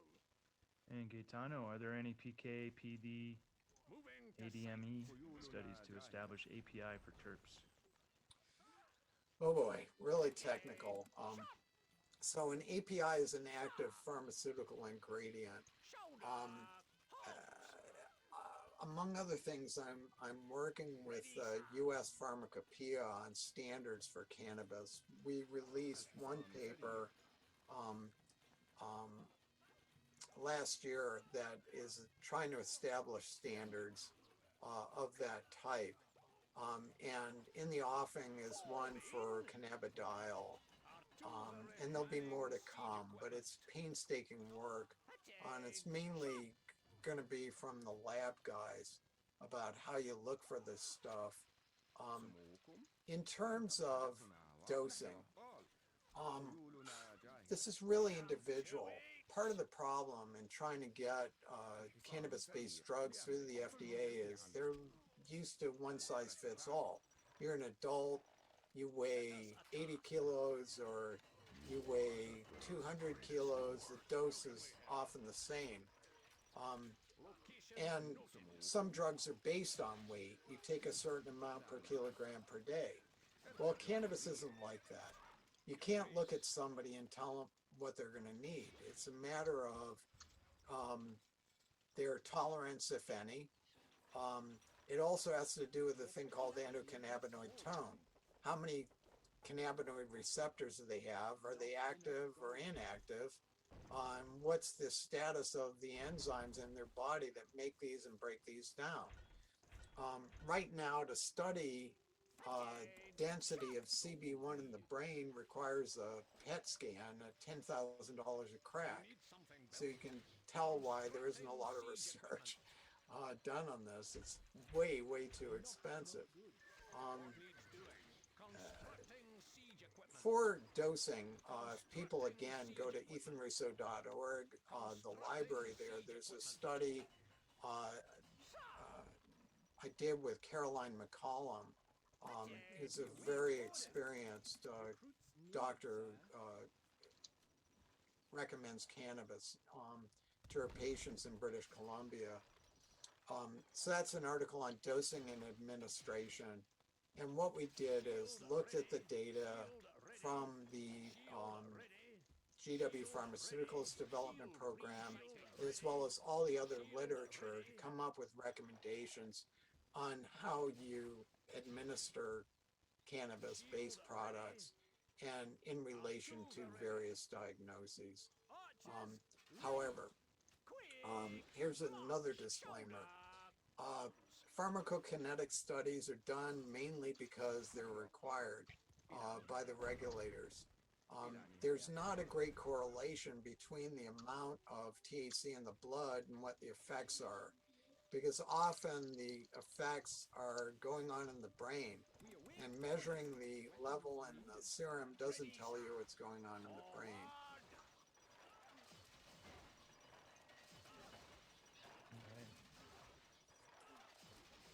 This, you may have answered this, but I just want to get Gaetano in there again. How are you establishing baseline dosing for the Hopkins studies? Trade secret. No, I mean, this is based on pilot data. You know, you see, part of the problem is, I can just say that the people that do these studies are cannabis experienced, and some of them have tolerance, and so you have to establish a dose of THC that's going to register with them, and then follow accordingly with some proportion of terpenoid. But that's why you use different combinations and different dose levels.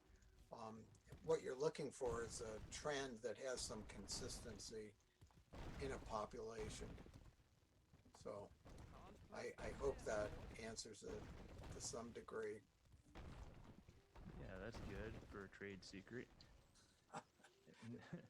Dr. Brian Sanderoff's wife, Dr. Carrie Sanderoff at the University of Maryland, via Brian here, any comments about the elephant in the room, Delta 8 THC? Yeah, you bet. Delta 8 shouldn't be a thing, at least not the way it's currently being purveyed. So let's back up. What is it? When we talk about THC, that's generally Delta 9 THC. Delta 8 is what's called an isomer. It's got the same chemical formula, it's just the structure is slightly different where the hydroxyl group is. What we know about Delta 8 is it's more shelf stable. That could be good. It may be somewhat less psychoactive than Delta 9. It has been used clinically. There was a study in Israel in the 90s by Abrahamoff et al. And they gave this quite effectively to kids with cancer to allay nausea and vomiting during chemotherapy. Part of the hooker is they didn't see much in the way of side effects, but kids under 10 don't generally they're very tolerant to THC.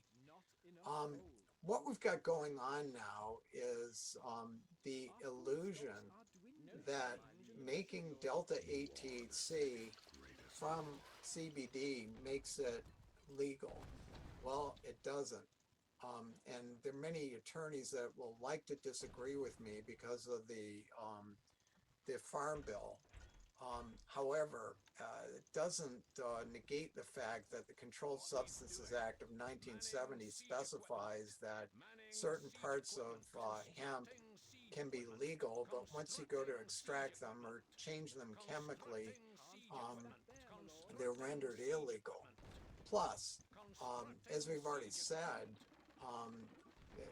Delta 8 is an isomer of Delta 9.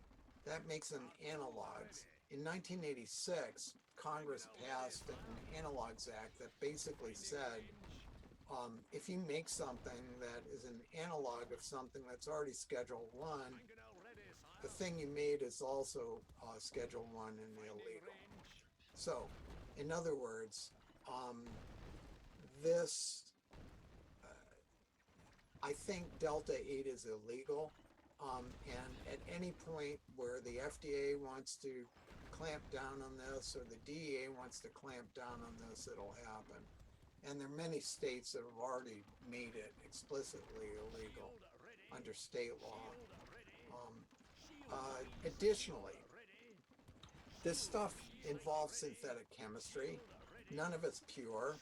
I recently had a conversation with a fellow that runs a huge lab in Canada, and he's never seen a Delta 8 product that didn't also have Delta 6 and Delta 10 in it.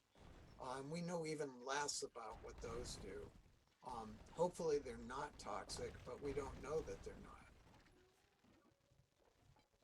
That's a whole other webcast, I'm sure, with Delta 8. Just one Well, compound. I think I've summarized Yeah, my opinion. Delta 8. Drugs are bad, okay? Delta 8 is bad, okay? I want to be mindful of everyone's time here. There are several more really great questions, so let's just fire through them. Dr. Danny again, why cannabis derived if we can verify caryophyllene from cloves that are exactly the same analytic standard of beta caryophyllene tested? Can't we use terpenes from other plant sources when creating a terpene mix? Yeah, I thought I said as much. I think you answered that previously.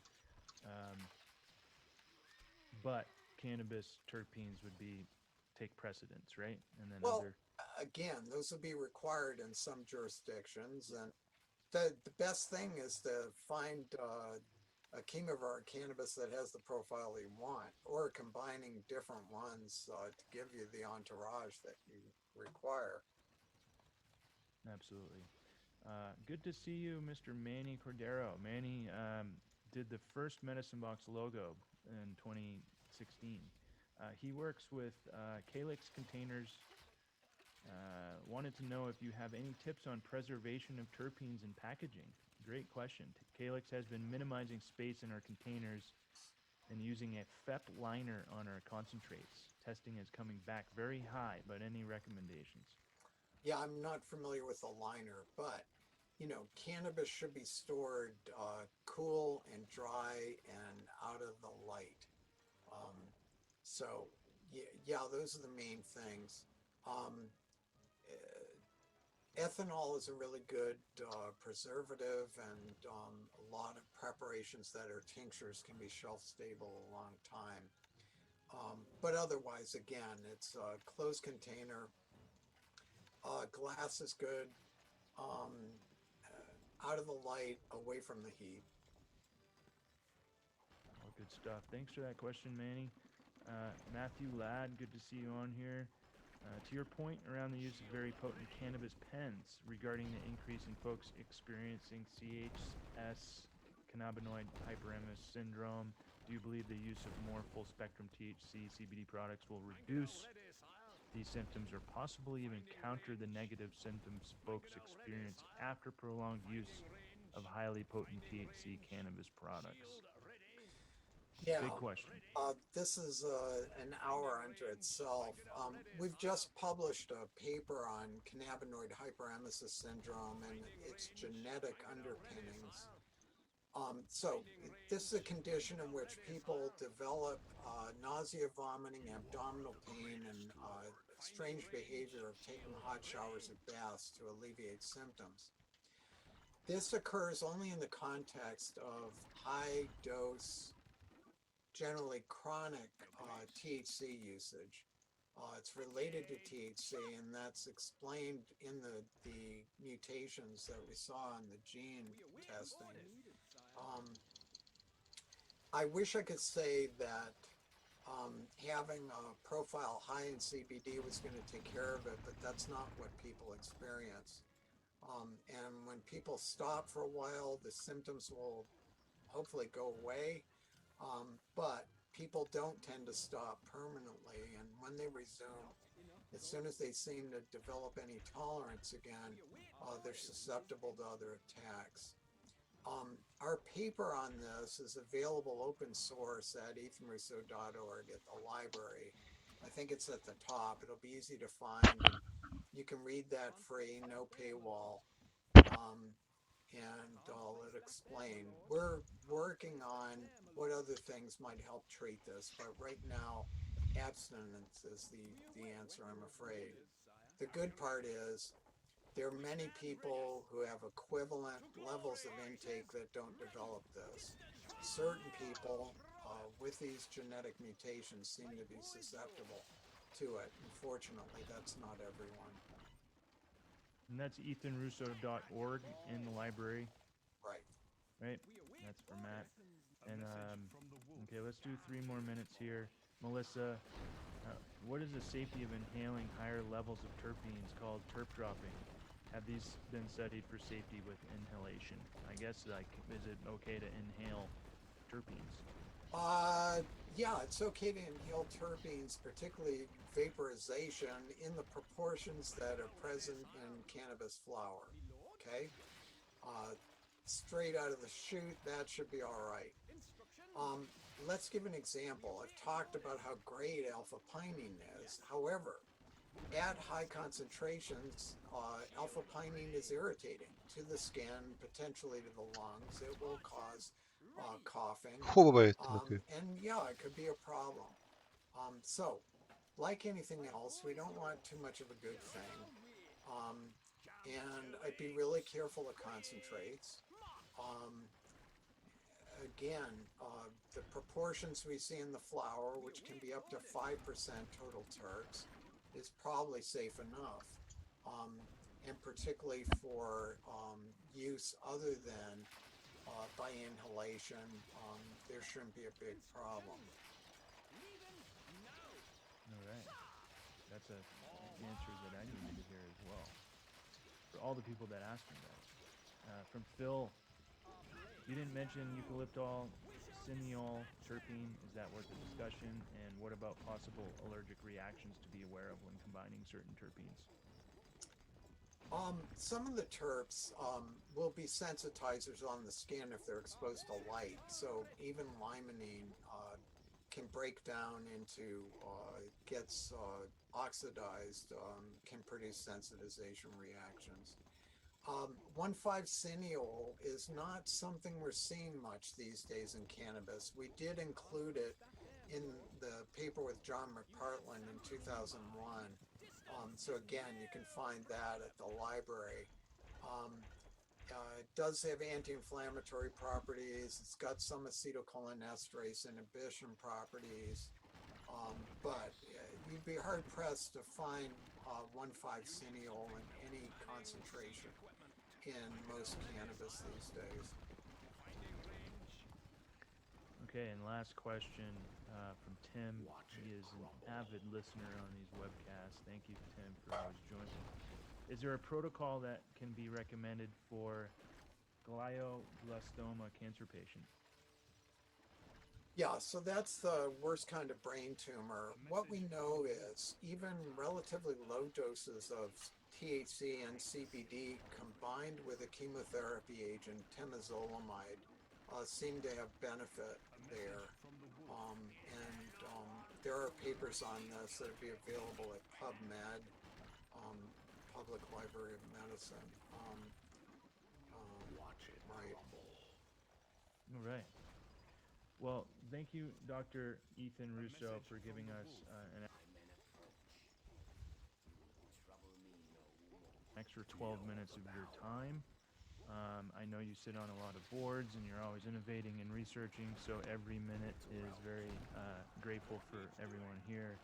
And a lot of people chimed in on the chat bar just saying how grateful they are for your continued knowledge and wisdom around the plant world and for being a valuable resource for all of us that are building companies and brands. And on behalf of myself, personally, you're a rock star in the plant world. That's why I attribute you to be the Jimmy Page, the terpene world. So thank you for joining. And everyone that has entered their email on Eventbrite, you will be able to be entered into a giveaway for the full suite of Medicine Box's one-cap products. We have the Equanimity formulation for sleep. It has a wide range of beautiful terpenes, linalool, bisabolol, alpha-humulene in there. Happy Belly for gut health, and the Vital Recovery that also has a suite of medicinal mushrooms, cannabinoids, and terpenes blended there for your overall vitality and focused energy. And I think Ethan has given out his email. I dropped his website, ethanrusso.org, in there, and the library is chock full of his publications. And thank you all so much for joining. You can find me on LinkedIn. A lot of you, it's really nice to see your names because I see you pop up on a lot of my LinkedIn posts, and it's nice to have you on here contributing to questions around the cannabis and hemp plant, that we are always a student in this classroom. And medicinebox.green as well as medicineboxwellness.com for the hemp-based products. And thank you everyone for joining. I'm going to sign off now. Thanks for joining, everybody. And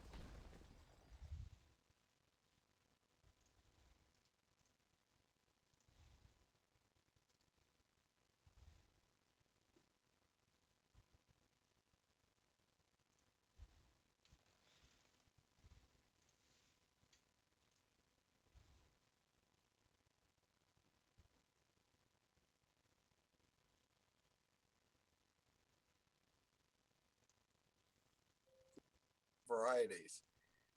In any event, the spray schedule. So when the farms are going to put the spray together, they let the cannabis farms know so the cannabis farms can seal up the venlos and protect any of the intakes so they don't get any of the particulate accumulation at those ducts, so that when they re-kick on the ventilation, they don't move it through the house. Yeah. And so you're seeing the relationships become a little less antagonistic. But the fact is that, you know, it's ironic that the food that you're consuming is laden with poison, but the cannabis that we produce is cleaner than the food. Well, yeah, and both should be.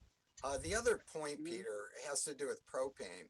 A couple of years ago, we were doing work for a company that supposedly was using all organic culture, and we were looking at their products, and they failed on polyaromatic hydrocarbons. Initially, this is a surprise to me because that's something you see in cannabis smoke or in tobacco smoke. And so polyaromatic hydrocarbons are potential carcinogens. And while it's true that people only smoke cannabis and not tobacco don't get lung cancer, your body still has to process that stuff. But here it wasn't an extract that supposedly, you know, hadn't been smoked or anything else. But I looked into it, and I asked them how they were drying the material, and they were doing it with propane heaters. And that was the source of the contamination. But this is a big deal. I mean, they were trying to do it properly, and then crop was ruined because of the drying technique. That's interesting. You know, we never really liked to use propane to do drying because water vapor is a byproduct of the combustion. So it ends up adding humidity to the air. It warms it, but you end up having to add dehumidification in addition. But I've never seen a test go fail from that contamination. Yeah, well, it certainly occurred in this instance, and then later I became aware of other examples. So it's another thing not to do in this complicated process. So let's talk. I want to see where your mind's at in terms of the terpenes and cannabinoids that you're exploring, and what you find intriguing. And I love like at the Dragonfly event when you were kind of breaking down, you gave your presentation and we're kind of talking about different terpenes and their effect on the body and kind of what the current research or understanding is. And sure. Well, I'm in the camp that says we have something called the entourage effect, which basically says if we think of THC and CBD as the soloists or the main players in a band, then these other agents, minor cannabinoids and terpenoids, provide the harmony and create a synergy, a boosting of effect, which can mean two things. For example, there's some terpenoids that provide pain relief in addition to that comes from THC and CBD. So that's one, a boosting of a therapeutic property that you want. The second would be reduction of side effects. So we know that both limonene, which is also found in citrus, and pinene, which is also found in pine needles, tend to counteract, let's say, overdoses of THC. So it's what I like to call taming THC. So this has remained somewhat of a controversial concept. There was just recently another story looking at whether the entourage effect is a real thing. I've been convinced for a long time. I'm happy to say that there are experiments underway now at Johns Hopkins University with Ryan Vondre, where we're trying to prove this by using specific terpenoids with THC in randomized controlled trials. So this is with human patients doing psychometric testing before and after and trying to show salient differences. The first one of 3 planned is almost complete. We already have significantly positive results in showing differences. So hopefully this will establish the scientific basis for these kinds of synergies between the ingredients. And I should mention also that this effect seems to be more pronounced with inhalation methods, whether it be smoking or vaporization, but certainly it can contribute to synergistic effects in oral preparations as well, or especially once taken in the mouth, sublingual or oral mucosal administration.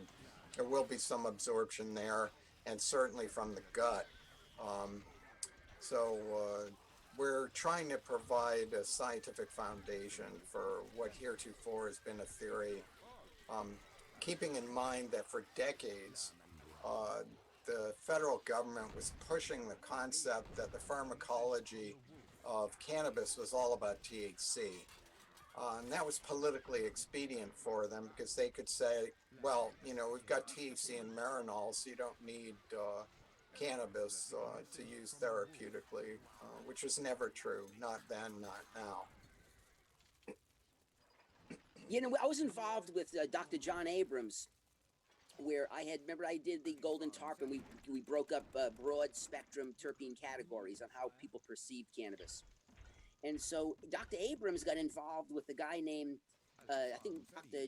Jeffrey Tarrant, and Tarrant was doing brainwave analysis of cannabis strains on a set number of people, and he was getting a very consistent, let's say, was it EKG, but your brainwave analysis. And when he spoke to John said, "Hey, you know what? Let me take a look at what you're using." And he said, all the varieties that you're using are really all in the same cluster. Let's open up the clusters, and then let's start to really take a look to see what happens when we break this up.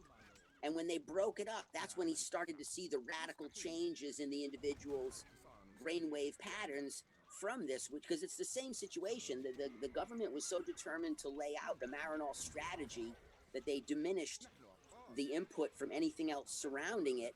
And it's only through medical professionals like yourself, research scientists, that are digging in, saying, "Hey, wait a second. If we step back and look at this, we can say there is an impact, there is a change, and then how do we quantify it, and how do we, define it?" Sure. Yeah, and there are other demonstrations already in the literature. For example, Pamplona et al. In Brazil did a study a couple of years ago where they showed that compared to Epidiolex, which is 97% pure CBD, that seemingly from other reports that cannabis that was from extracts that had equal were quantified as to the CBD content would have equal impact on seizures at about 20% of the dose. So those other ingredients were allowing people to take a much lower dose, which also would be much less expensive. So this is, we have many examples from my colleagues of adding an additional component such as THCA or linalool, one of the terpenoids, can make the difference between not having control of seizures and then gaining that control. So interesting. It's so good to see the testing finally come forward, because we've seen patients back when I really ran dispensaries. We would see patients have incredible effects, and we could never really define what it was that made it happen because our assay was too small. It wasn't defined enough, and it made it difficult because you're guessing. So you have an idea that it works because you see it, but there's no way to really quantifiably prove it.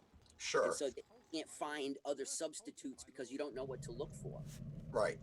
Well, again, from the standpoint of science, and particularly regulators like the Food and Drug Administration, what you've just described is what's known as an anecdote, a story that a patient used a certain kind of cannabis and said they were better. For better or worse, the gold standard of proof scientifically is the randomized controlled trial, in which people get a drug of known and consistent composition, and that's compared to placebo, and you show a salient difference between the two, and that's the only thing that's accepted. So you could have hundreds of patients that used an artisanal type of cannabis and had beneficial results, and it doesn't count for much for those people on that level. Yeah, truth. They needed to have the double blind. Exactly. So can you talk about like what either cannabinoids or terpenes you're kind of looking for with with people breeding, and kind of what you'd like to see people tease out more? And well, that's easy. As it is now, the vast majority of cannabis chemovars, that's chemical varieties, that's the proper word, not strains. Bacteria and viruses have strains. Cannabis has chemical varieties. In any event, the vast majority of the proper word, not strains. Bacteria and viruses have strains. Can proper word, not strains. Bacteria and viruses have strains. Cannabis has chemical varieties. In any event, the vast majority of cannabis chemovars are either high in THC and high in myrcene, or high in CBD and high in myrcene. So the latter creates the misimpression that a lot of people have that CBD is sedating. If you have a cannabis with CBD and it's sedating, it's not because of the CBD unless huge amounts are taken. At low and moderate doses, that's actually alerting. But the myrcene makes it sedating. So it's what I like to call the couch lock factor in cannabis. But cannabis in the olden days, and Kevin, I don't know how old you are, but people of my vintage certainly fondly remember the cannabis of old, not because on average it was more potent, but it certainly had greater variety. In those days, we had land races from Afghanistan and Morocco and Lebanon and even Mexico and Colombia. And, all those places had distinct cannabis, and things have gotten very homogenized due to the promulgation of seeds from Holland and from California, so that those things are hard to find oftentimes in those countries. But to get back to the question, I'm really interested in some of the agents we've mentioned already. Alpha pinene is a very important one. Let's say we have somebody who has a chronic pain condition and they want to use cannabis, but they also need to function. They have to work or study. To do that, they can't be having short-term memory impairment, which comes from THC. Fortunately, alpha pinene clears the air, so to speak. It's what's called an acetylcholinesterase inhibitor. Acetylcholine is the neurotransmitter that's the memory molecule in the brain. And if you inhibit its breakdown, you actually can reduce or eliminate that short-term memory impairment that THC produces. So that's a great thing to have in cannabis, and we just don't see it that much in most analyses that we run across, but it can be selectively bred for, and that's a noteworthy goal. Another one is limonene, again, common to citrus. This is a really powerful antidepressant and immune stimulator. So it really elevates the mood and can be very helpful, particularly in any kind of chronic medical condition, as an adjunctive kind of thing to just make life a little more bearable. Another one is linalool. Linalool is the main ingredient in lavender, which is well known as a not very sedating but calming agent. So it's very good for anxiety, but also has anticonvulsant effects, and on the skin is an excellent local anesthetic. And a fourth would be beta-caryophyllene, which is an odd bird because it's not just a terpenoid, it's also a cannabinoid. It works on the CB2 receptor. That's the non-psychoactive receptor that's most active out in the body and responsible for pain reduction and anti-inflammatory effects, and some immunomodulatory effects as well. So any of these agents can be really helpful as part of the mix with THC and CBD.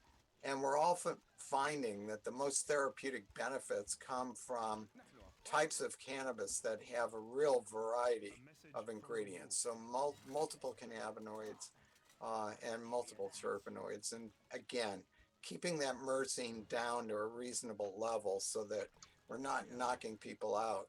I mean, that's great if you need to sleep, but again, if you need to function and be productive, it's a lot easier if you have a predominance of a different composition than being myrcene dominant.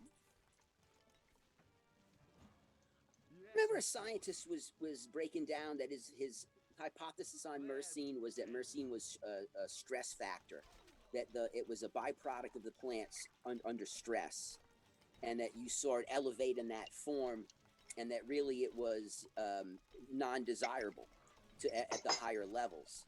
But it's become so in vogue in our society that because people want that numbing down effect, that it became, I think, dominant in the hunt. So when you started to really look through varieties that you wanted to put into the market, they had to have that heavy thumping, sedating type effect. And it just kind of skewed the population heavily in that direction. Sure. Yeah, again, it raises a good point. The plant isn't making this stuff to give us a better high, or even for our therapy. It's doing it because it is responding to ecological challenges. So a lot of these terpenoids are providing value to the plant in being insecticidal or insect repellents, or tasting bad so that they're less subject to grazing. But there's always a reason that they're there. And it's worth keeping in mind that these are metabolically expensive for the plant to produce. So they have a purpose Még beyond találkozunk. our enjoyment or